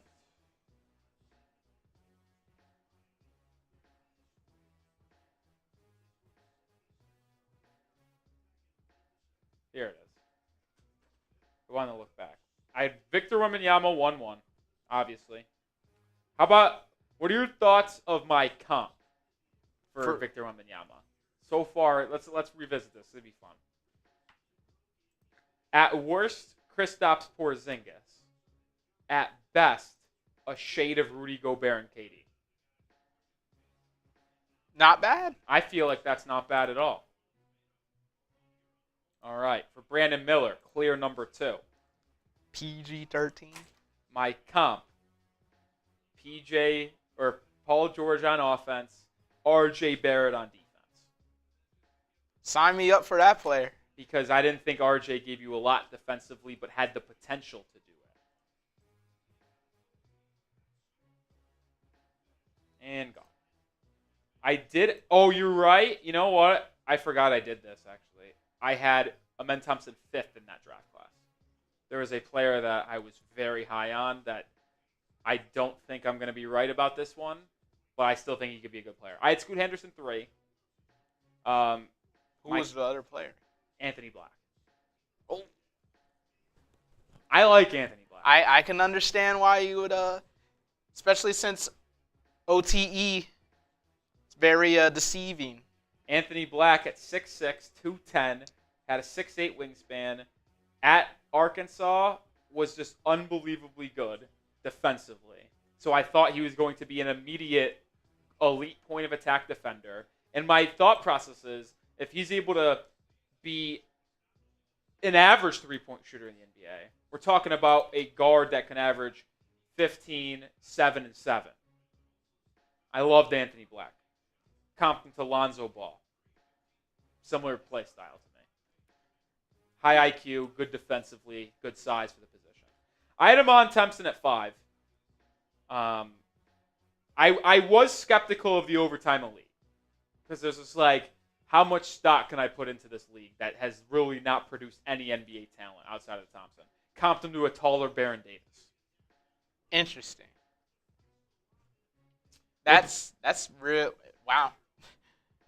You thought he had enough offensive game for that comp? I thought if he was able to capitalize and improve his three-point shot. Because I was like, there's nobody that can stop him getting to the rim.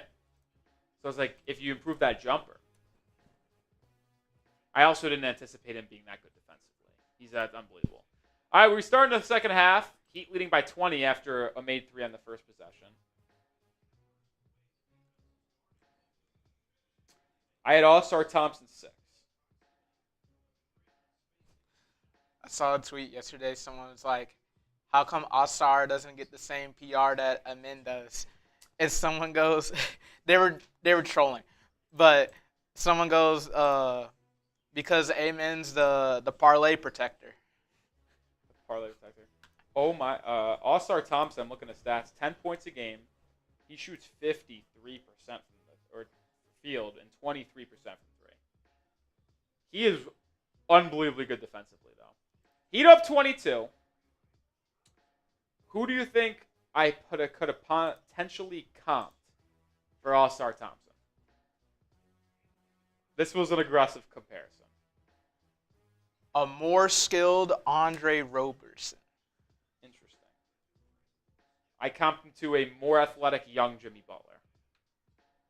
Interesting. Wow. I mean, Jimmy coming out of college was not good offensively. It took him about 3 or 4 years in the league to find an offensive game. But was always good at defensively and on the effort plays. Missed shot inside by New Orleans. This one's going to get ugly, folks. 24-point Heat lead. Burks with another 3-point. Yeah, they're going to need a TO. Willie Green, talk it over, folks. Timeout, Heat up 27. So we're going to continue going through my NBA draft rankings because I am enjoying this a lot more. Number 7. You would never guess who I had number 7. I didn't realize it was this high on this player. Can I Cam get a hint? Whitmore. You had Whitmore? Number 7. Wow. That Villanova gas, huh? I mean, he's an athletic freak.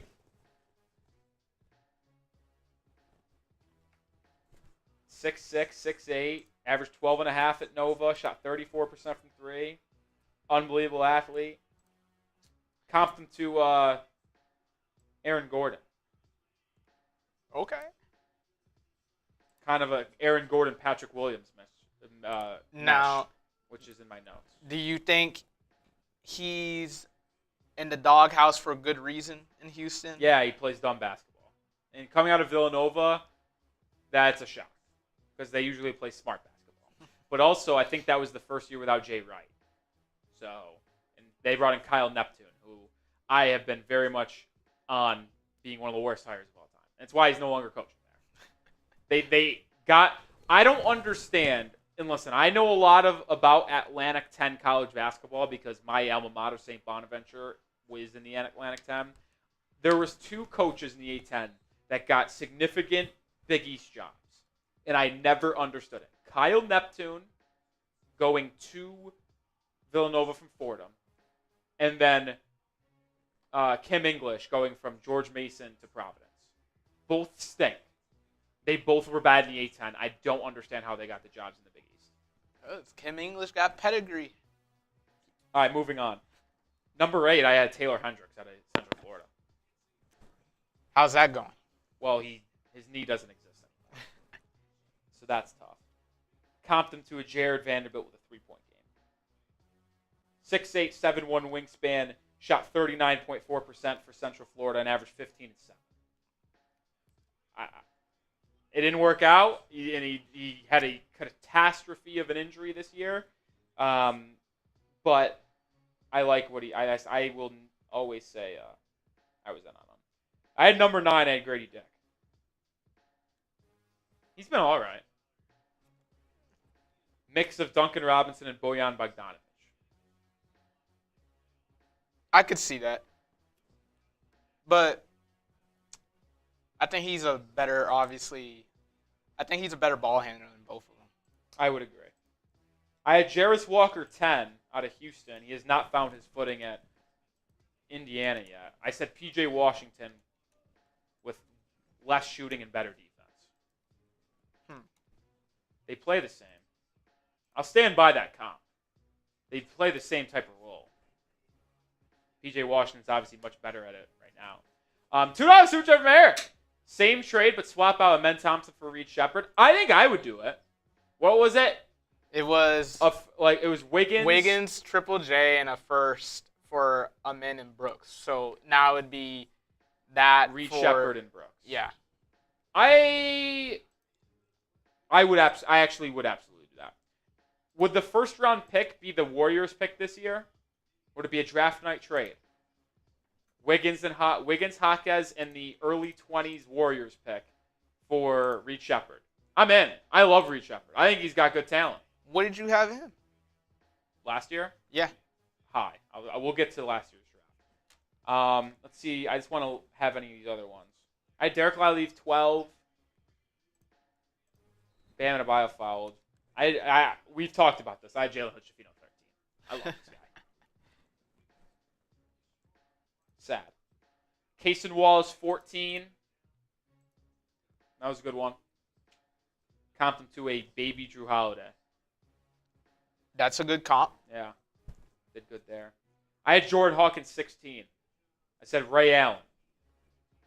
I was high. I mean, and when you comp him to Ray Allen, it's not saying the career of Ray Allen. It's more or less the play style. He's had his moments, though, for the Pelicans. He has. Unfortunately, not playing today. I was low on Bilal Coulibaly. That was a mess because he looks good early for Washington. I had him at 17. Let's see any other interesting ones. I had Jaime Jaquez Jr. at 22. Comped him to Trey Lyles. If Jaime could shoot threes, I think he would be Trey Lyles. But he can't shoot. Who do you think is better right now? I mean, Trey Lyles is like an 8th man on the... What team is he on now? What team is Trey Lyles on right now? I don't know if he's on a team. No, he's on a team. I remember watching this year. I think he's on the Kings. Still? Yeah. Yeah, he's on the Kings. Actually, I think that's a solid comp. This year, Trey Lyles averages 6.5 points a game, 41% shooting, 34% from three. I think I nailed that. I just was fooled by last year. What's up, Asia? Let's see if any other ones before I get out of here and move on to 2024. Oh, yeah, I'll never forget this one. I had Jet Howard, the wing from Michigan, as my 28th player. He went 14th to the Magic. I said it was the dumbest pick I've ever seen. Any other names that I was high on? Podziemski, 33. How you went in that range? Technically a hit.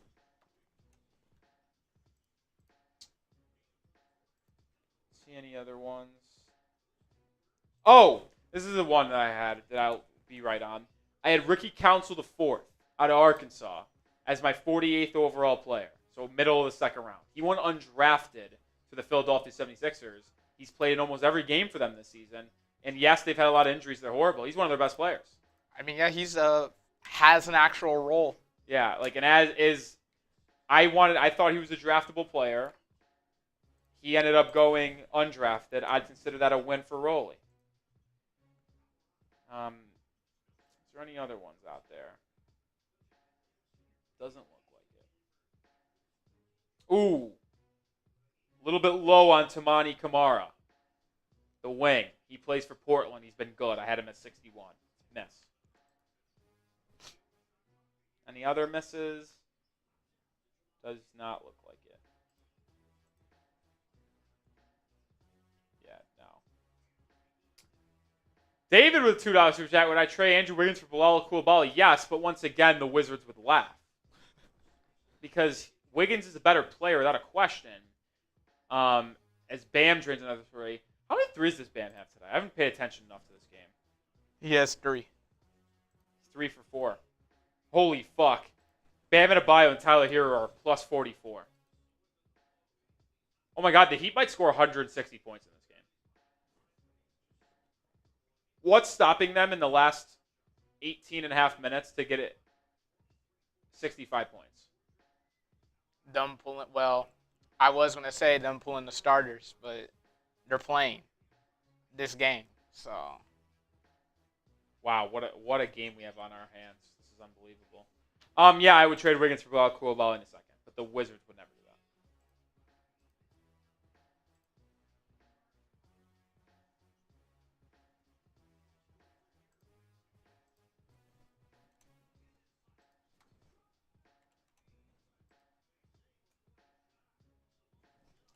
Another $2 super chat. This is fun. This is fun. I think Tyler Hero hit an and 1-3, but they say no shot. So it's just a foul on the floor. Not the Hydro. The Heat won't commit to a tank like these teams. I know. It's embarrassing. I tweeted out this morning. When it was announced that the Heat intended to play all their starters, and it was reported that he said that, I tweeted out the Heat are an unserious organization. You're locked into the 10th seed. Just lose.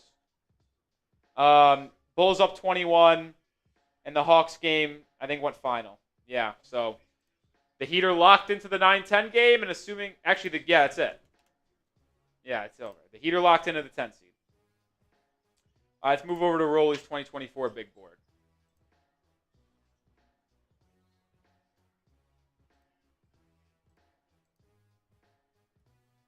Let's see after 1 year where Rolly was right, where Rolly was wrong. I had Alex Sarr as my number 1 guy. It's hard to see if the comps are right or not because a lot of these guys are so-so. I said at his absolute peak, he could be Chris Bosh, Alex Sarr. Well, we sure about the offense like that? I projected an ability to be solid offensively. We'll see. I had number 2 overall, Nikola Topic. Now, he hasn't played this year because he had an ACL injury in the offseason, but I was very high on him. I thought in a draft that was pretty lackluster, taking the shot on Topic, I would have done it. Number 3, which was a lot different, I had Matas Buzelis, number 3. And so far, that's been my number 1 right decision. Is that a lot of people had Buzelis late top 10, early like 11, 12, 13. I had him at 3. I said he's a thinner Pascal Siakam. Okay. Buzelis is more athletic than Siakam, but I saw the way they were going to work offensively. Holy shit, the Pelicans are actually the worst basketball team I've ever seen. I thought that Wizards team was bad a couple weeks ago. This one's worse. Well, the Wizards at least had Jordan Poole out there. Yeah, this team doesn't play defense. I had Reece Shea 4. He went number 1, obviously. I had Stephon Castle 5. Really? You had him that low? You had him that low? Yeah. Comped him to DeJounte Murray. That's a good player. I was a coward. I wanted to put him over Reece Shea, but I didn't. Reed Shepherd, I had him at 6. What do you think? What do you think his future holds? I don't know, but I comped him to Derek White. To Derek White? Yeah. Someone that's not going to be an all-star, but a star in their role. He's smaller than Derek White. But he was exceptionally athletic. He had a 42-inch vertical at the NBA Combine. Do you think he's big enough to even be the defender that he is? 6'1", 6'3" wingspan, pesky defender. I still like Reed Shepherd. Have enough weight, though? Yeah, that's an issue.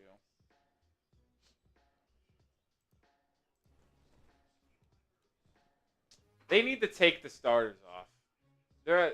I should be seeing Josh Christopher, Kashad Johnson, and another timeout on the floor.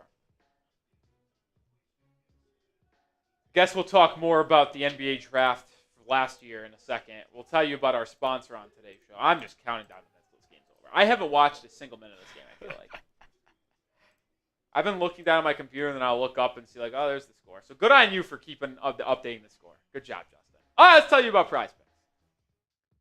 Today's show is sponsored by Prize Picks, the daily fantasy sports platform that I play every single day because it's so easy. All you do is pick more or less on 2 or more player stat projections, and you can win up to 1,000 times your cash. Well, actually, if you have the app, I got the notification. You can win up to 2,000 times your cash right now. You can combine different projections from different sports, whether it's basketball in the postseason, baseball, hockey in the playoffs, esports, golf, much more. And if you win, Prize Picks puts their members first. All withdrawals are fast, safe, and secure, so when my picks hit, I can get my money in as quick as 15 minutes. Sign up today and get $50 instantly when you play $5. You don't even need to win to receive the $50 bonus. It's guaranteed. I have a 4-player entry for tonight's game, but I don't have any Pelicans in the lineup because I don't trust them. So I went with a little entry for the Heat, more than Duncan Robinson, 8.5 points, more than half a block for Kel'el Ware, and I paired that up with a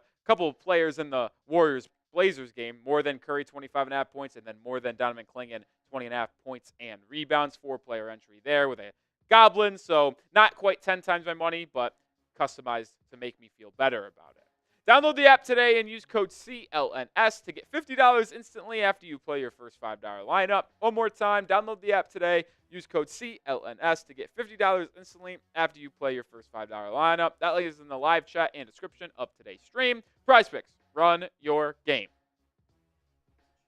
All right, we're back here. Still have, unfortunately, 16 minutes of game action left. Heat close to 10 seed. Anthony Chang of the Herald tweeted out that Bam and Hero have gone to the bench, and he expects the next time to see them is in the play-in. I hope so. It would make me abundantly happy if they did not play on Sunday against the Wizards. The Heat might still beat the Wizards, but give your Saints a chance to lose. No guarantee you'll jump up in the standings because have to see what Phoenix and Portland do today. Like, I'll be honest, if Phoenix and Portland lose today, the Heat are basically clinched into their playoff spot or the lottery spot.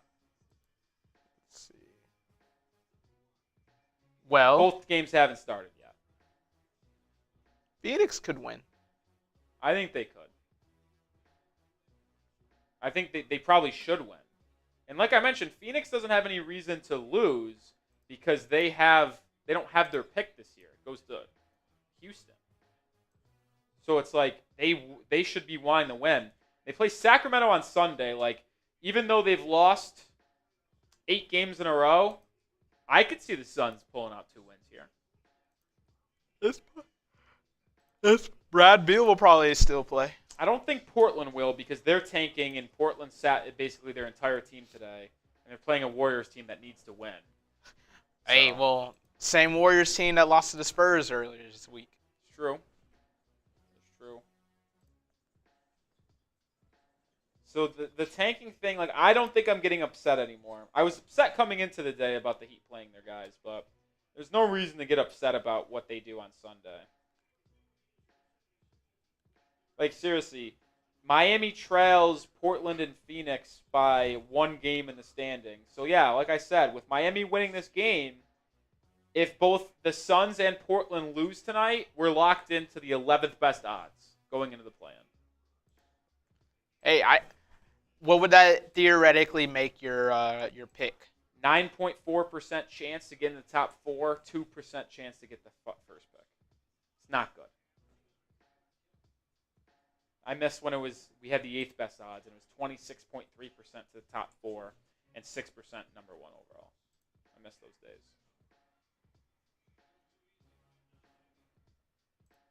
$33-point game. Let's sim the lottery. How many times does it take to sim to get into the top 4? I'm going to go over under 6.5. Taking the over under, Justin. Let's go under. In the chat, I'm going to do lottery spins until the Heat get into the top 4. Over, under, 6.5 spins until we get in. O for over, U for under.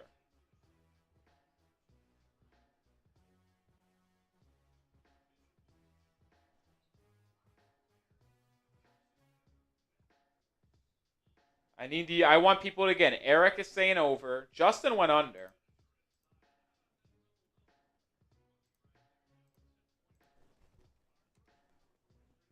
Boy Wonder says over. Carter says over.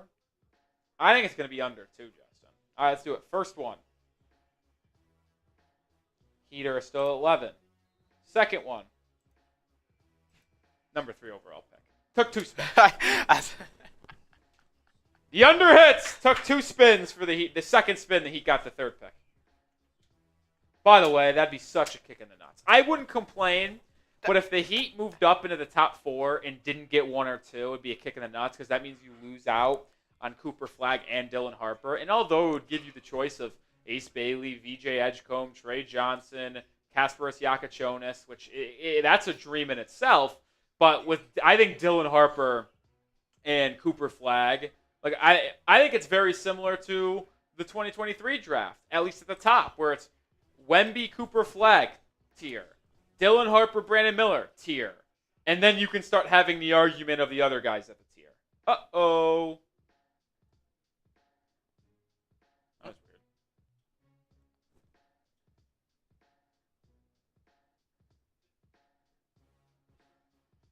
Very strange. All right.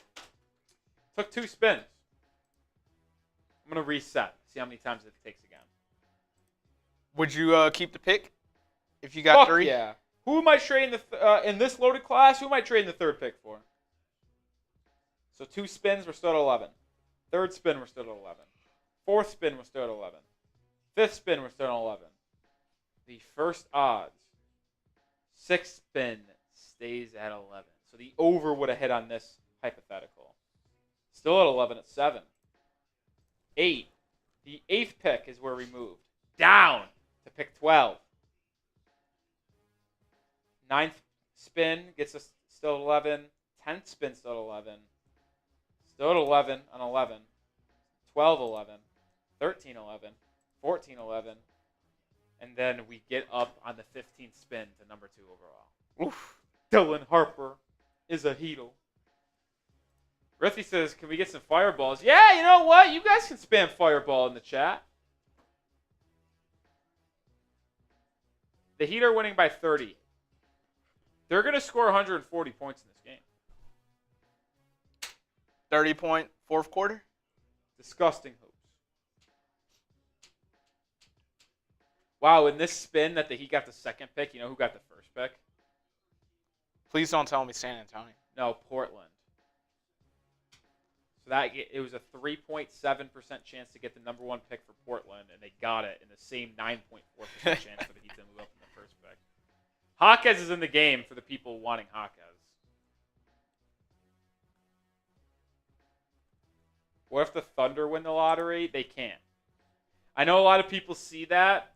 The only way the Thunder get the lottery, they have the Sixers pick, but the Sixers pick is top 6 protected. So if the Sixers pick ends up in the top 6, aka number 1 overall, they keep it. Actually, no, the more I think about it, that's a possibility I haven't thought enough about. That would really suck if you're a Heat fan or in the Miami Heat's perspective if the Sixers won the lottery. You think how much of a wildcat he is that he's going to hold on to the pick? Yeah. And I like, even though Embiid and Paul George are frail and declining, you can't tell me you wouldn't be scared shitless of a lineup that was Tyrese Maxey, Jared McCain, Paul George, Cooper Flagg, and Joel Embiid. Like, are you kidding? That lineup on paper is disgusting. If you win the lottery as the Sixers, do you try to trade Embiid and just roll with Yeah, but Maxey I don't think and anyone Flagg? would trade for Embiid.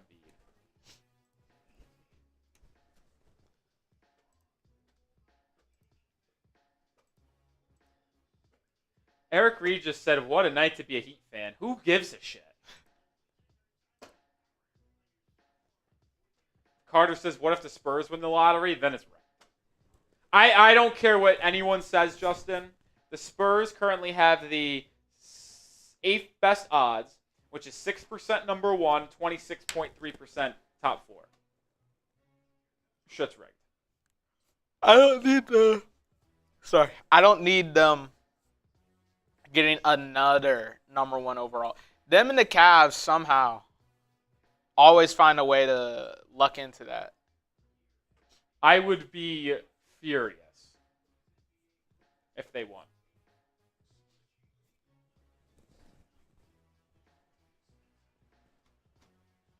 I would be furious. That could have been bad. Oh, so that's what happened. Yeah.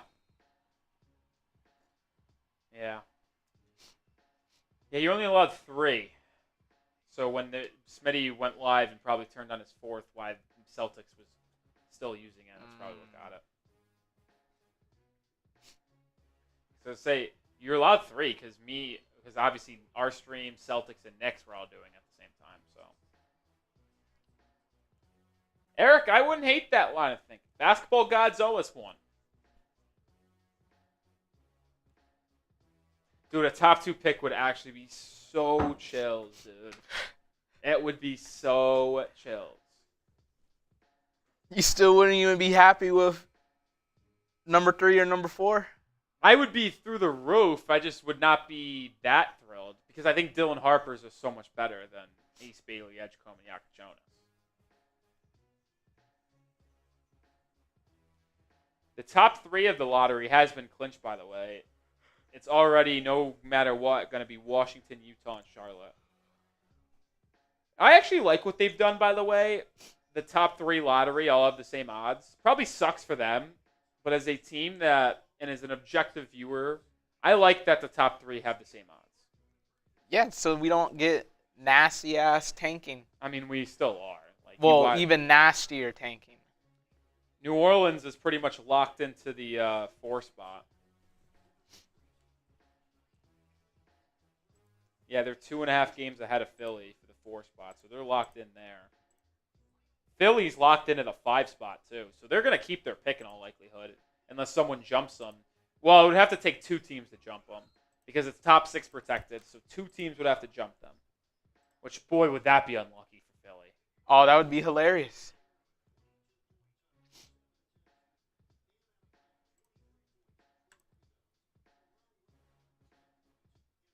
Aside from the Spurs, what would be the most annoying team to win the lottery? I think the Sixers. Yeah. The Spurs won it, I'd say rigged. If the Sixers won it, I'd be pissed because I hate Philadelphia. And I think they would legitimately have a ridiculously good team of Maxey, Jared McCain, Paul George, Flagg, and Embiid. Like, I would feel bad if Washington got it. Because who wants to go to that disaster? I think Charlotte would be fun. I wouldn't like it for Miami's thing because it's a division rival. But I think Charlotte would be fun. LaMelo, Brandon Miller, and Cooper Flagg. That's a fun trio. That's what I'm rooting for. That's what you're rooting for? Yeah. I saw a stat today. I don't know if I got or if it's accurate or not. That LaMelo Ball has played 24 less games than Zion Williamson over the last 3 years. I can believe that. I think I've talked about this. I'm so out on LaMelo. I know we've talked about it on stream. I don't care. I'm out. And I know I should want to trade for LaMelo Ball, but I just can't do it. The guy doesn't play a winning brand of basketball, and he's always hurt. Why do I want that? Maybe he found the Lazarus pit in a winning organization. Let's see if that statistic was true. LaMelo Ball missed games in last 3 seasons.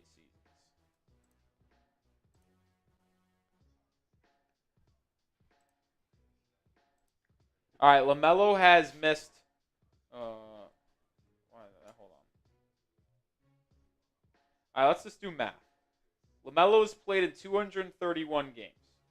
His first year in the league was 2020-21. Was that the year that it was a shortened season? Yeah. Yes. No, yes, because the draft was like in November or something. And they had 72 games that year, right? They played 10 less? Yes. So he missed 20 games that year, or that day. Year. So he is, let's just do math. Calculator. He's played 231 games. 82 times 5 is 410. Let's just do, how about this? LaMelo Ball. Wait, hold on. I think I'm doing this right. 410 minus 231. LaMelo has missed 179 games in his career in 5 seasons. That is 179 divided by 410. He has missed 43.6% of the games he's played. Or the possible games.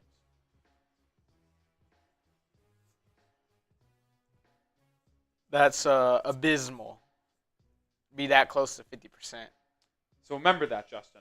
43.6.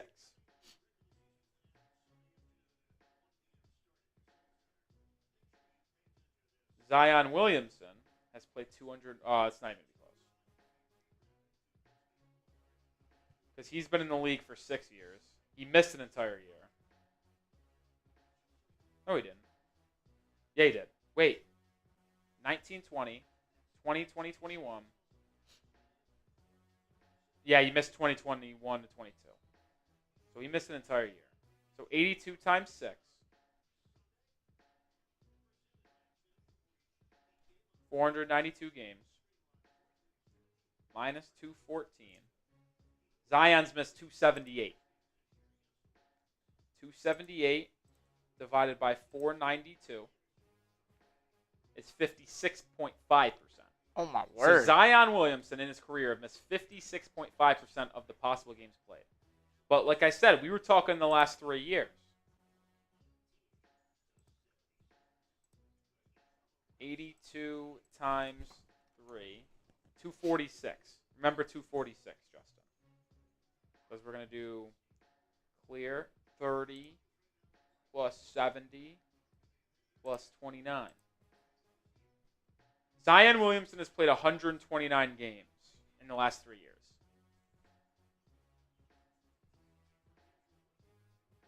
129. 36 plus 22 plus 47. Yeah, that matches up. LaMelo Ball in the last 3 years has played 105 games. Zion was at 129. So Zion, who has been known as the most injury-prone, missing basketball player in the NBA, has played 24 more games than LaMelo Ball. I'm out! The chat was asking, would you even touch Zion? I'd be much more willing to touch Zion than LaMelo. Is that a hot take? Not really. I'm still convinced that Zion has a number one guy in him. Now, with that being said, though, that roster fit just isn't there. I mean, what is he going to play, the 3? Or is Bam going to be your 3 now? Do you trust his three-point shooting that much? The spacing on the floor would be interesting.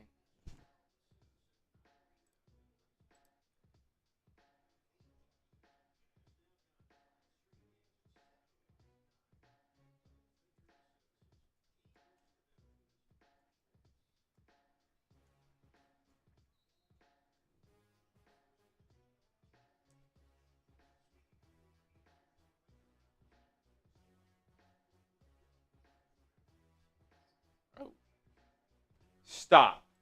Did I just hear that Cole Swider and Orlando Robinson are in the game? So this is the Heat G League from last year. Or 2 years ago.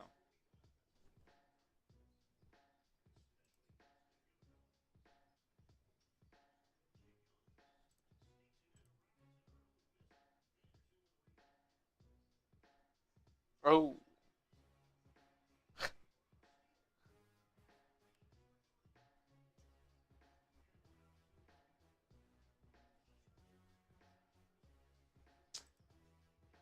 $122-81. Duncan with a 3. That was the easiest bet of the night. He's got 21 points.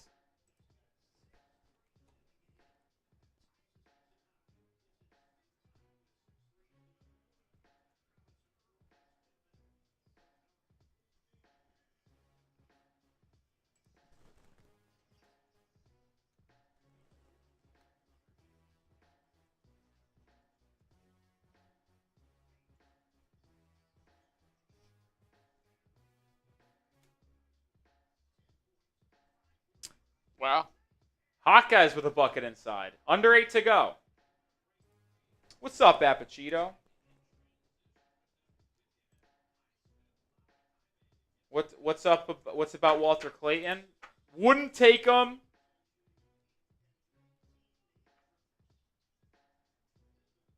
I'd think about taking him at 23. Definitely not in the lottery. You changed your tune. I'm not going to be a hater. I was a hater last year on a certain NBA prospect, and I let my hate cloud my judgment. Do you want to know what player that I did that with last year? I don't know if you've heard me say it before. Who was it? It was Zach Edey. Why do you not like Edey? I thought he was not good. He is just bigger than everyone else at college. And when he got to the NBA, I don't think he'd be able to have a role or have any production. And I've been proven wrong. Like, he's been a solid rookie big man for the Grizzlies this year. I don't think he's got a lot of upside.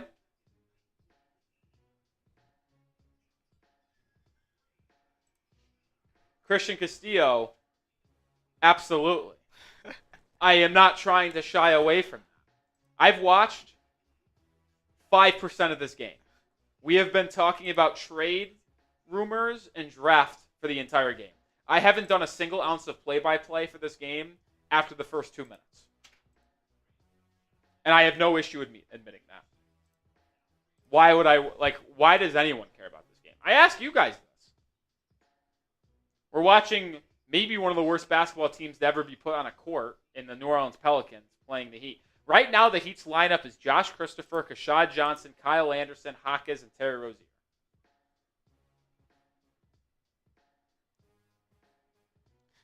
I know injured players don't traditionally travel with the team, especially like tanking teams.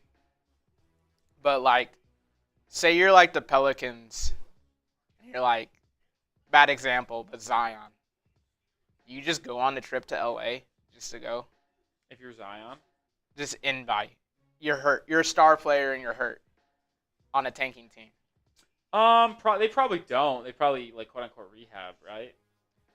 Yeah, I'm just saying like maybe you want to be a good teammate, support the team. AKA travel, get meals. I would travel. I mean, the only downside is probably having to go watch the actual game. Well, I'm saying if you're going to Madison Square Garden or Staples, Exactly. maybe. I mean, I wouldn't do it to New Orleans, although I know New Orleans has a great food scene. Never been. You got it, Christian. Listen, I'll say this, folks. You'll never get a bullshit Nic Rohloff. I'm going to tell you exactly how I feel about the Heat, my exact thoughts. You won't see me be optimistic when I truly don't think they have a chance. You won't see me pick them to lose when I think they're going to win. Like, I'm going to tell you exactly how I feel on the Miami Heat. You are going to get the most transparent Heat fan and honest reactions, thoughts, analysis there is. I'm not going to come up here and act like I want to watch this game. I don't. I was very upfront about this during the 10-game losing streak. That if I was just a fan and not a fan and a content creator, I would have not been watching the games during the 10-game losing streak. I'm very much ready for the offseason where we're going to get to talk about hopefully 2 draft picks. There will be a lot of trade rumors on Ja Morant, Trae Young, Kevin Durant. It'll be a lot of fun. The Heat will have a little bit more money to spend in free agency because there will be about they're projected right now $16 million below the first apron and $26 million underneath the second apron, which means they'll have a chance to sign a couple free agents. It'll be fun. It'll be interesting. It'll be fun.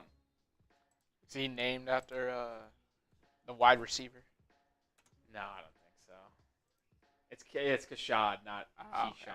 Okay. I don't know why he says it like Keshad, because I guess like he would know, but I'm pretty sure I've seen people say it's Keshad.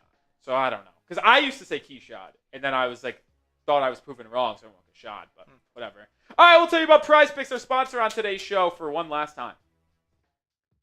Today's show is sponsored by Prize Picks, the daily fantasy sports platform that I play every single day because it's so easy. All you do is pick more or less on 2 or more player stat projections, and you can win up to 1,000 times your cash. Well, actually, if you have the app, I got the notification. You can win up to 2,000 times your cash right now. You can combine different projections from different sports, whether it's basketball in the postseason, baseball, hockey in the playoffs, esports, golf, much more. And if you win, PrizePicks puts their members first. All withdrawals are fast, safe, and secure. So when my picks hit, I can get my money in as quick as 15 minutes. Sign up today and get $50 instantly when you play $5. You don't even need to win to receive the $50 bonus. It's guaranteed.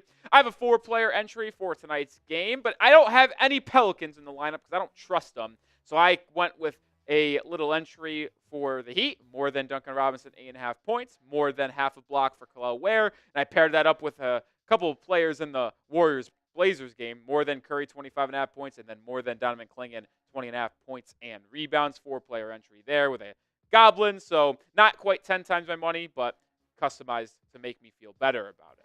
Download the app today and use code CLNS to get $50 instantly after you play your first $5 lineup. One more time, download the app today. Use code CLNS to get $50 instantly after you play your first $5 lineup. That link is in the live chat and description of today's stream. Prize Picks, run your game. Shout out to Prize Picks. You saw it. I have 4-player entry, 2 for 2 in the Heat game. We're moving on to the nightcap, where I can hopefully get the win. The Cavs beat the Knicks today. The Knicks got outscored in the fourth quarter, 30-16. At home. And the Cavs did not have Donovan Mitchell. Who's the high point man for the Cavs? Garland had 26 points, 13 assists. Oh, man. Garland putting up damn near 30? That's trouble. By the way, no Karl-Anthony Towns for New York, but that was the only person missing. They had Brunson, Hart, Bridges, and Anunoby.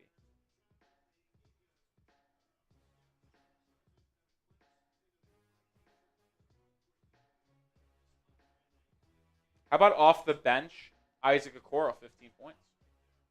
People forget former top 5 pick. Ty Man's thrilled. Brett Elper looks like he's in shambles. It's a personal favorite of mine when the Knicks fans lose. I like to say when the Knicks and Celtics lose meaningful basketball games, it's almost as good as the Heat win. Listen, Justin says he's a hater. I've yet to meet someone who's more of a hater than me. Hey, well, I'm glad I'm not the single one, but your PR is a little better. My PR is better because I don't throw around outlandish things. In the Rashad Johnson just did a kind of windmill behind the back dunk. That was insane. Reverse dunk, not behind the back. Yeah, my PR is better because I don't go out and just spurt these things out. But I am a hater. I've been known. My PR is different because the PR that I have is that I either think you're very good or you're the worst player on the planet. There's no in between for me. You're either good or bad. Nobody's an average player at anything. You're either a good player or a bad player. I'm surprised that doesn't get more negative pushback. Well, my desk mates think it's funny.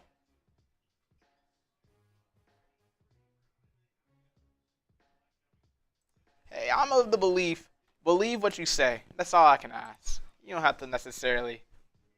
I'll never say anything that I don't believe. I make that very much clear on the show and in life.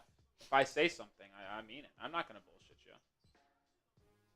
Sometimes I do think some things you say, there's no way you believe it. Such as? I'm going to have to try to think of an example off the top of my head. But there's been a couple times you say something, I'm like, there's no way he thinks that. It was just too outlandish. AE, I picked Colin Morikawa before the weekend. Let me check the leaderboard one more time. My pick before the weekend was Morikawa. Rose leads by 1 over to Shambo. Scotty is 3 back. Rory's 2 back. Victor Hovland's 4 back. I'm going to pick Rory to win it because I feel like he's locked in, and if you just take away the bad chip on 15 yesterday, he'd probably be in the lead right now.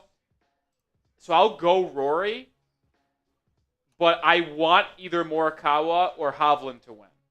Morikawa's 5 back, Hovland's 4 back.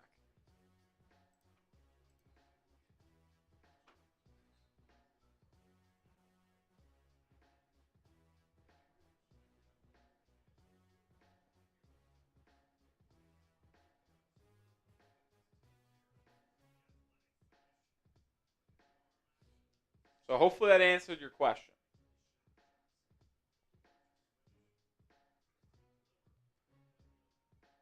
Yeah, I said the Heat are going to get to 150. I said, is there a way they got to 160? Evidently, that's not going to happen with 2 minutes to go. I wouldn't hate if he won. I'm a big golf guy. I'll be glued in. I'm going actually golfing tomorrow morning. I'm so fucking excited to go golfing tomorrow. I think golfing on the weekend of the Masters is a rite of passage.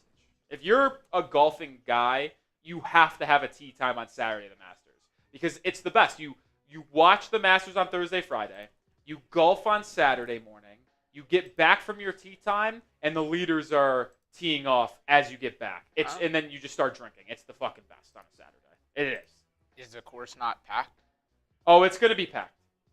Everyone has the same idea? Yeah, but you just got to get the tee time set up. Oh, so once you reserve it, it doesn't matter. Correct. I mean, it's still going to be busy. There's going to be tee times left, like, nonstop, but... Do you do it where you get paired with a random? Well, we got to force them. It's me, Barefoot's boyfriend, Seeps, and then Shipper. We're going. Have you golfed before? When I was, like, in 4th grade, my grandfather, that was his thing. So he'd take me and my cousin. But I sucked at it. Never got into it? Nope. That was the one sport I couldn't beat my cousin in, and it pissed me off. So you just quit? Yeah. I don't like that out of you. I know. I was in 4th grade. But yeah, that's a bad attitude. That's not a good life lesson. What's up, Lord Buddy Bear? What's up? What's up? What's up? I think this is their all-time highest point total in a game by the Heat, by the way. I think they said they just tied the franchise record. So if the Heat score, we'll have a new record in terms of points scored. You know, I thought the Pelicans played relatively good offensively today, and I didn't really think they would barely eclipse 100 points. Maybe it's because I haven't watched enough of the game. I want to see the Heat win by 50. I also want to see this record being broken. Well, it got broke, and we're up 51. Hawkes with a fall away, Jay.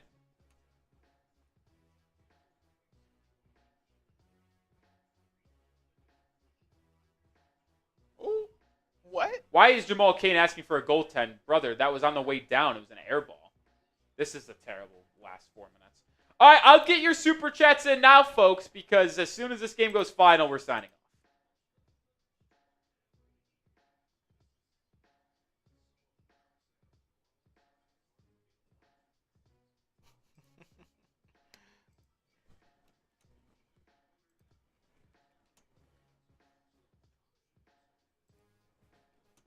Yeah, I saw someone ask about the lottery. I'll give a brief update.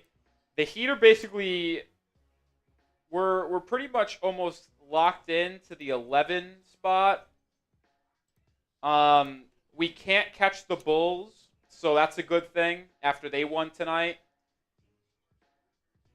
So the only way we can move up is if Phoenix and Portland lose today and Sunday. So the only way we can move up to either 9 or 10 is if Phoenix and Portland go 2-0. They play right now in Sunday, and then we lose on Sunday to the Wizards. So we'd have to lose on Sunday to the Wizards, and Phoenix and Portland would have to go 2-0 for us to move up. Other than that, we're locked into the 10 seed, and we're locked into the 11th best lottery odds.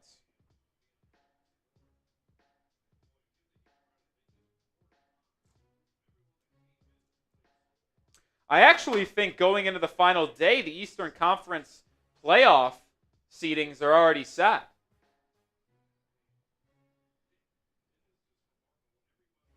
I haven't watched more than 10 seconds of the game, by the way. Do you have the real game that just started?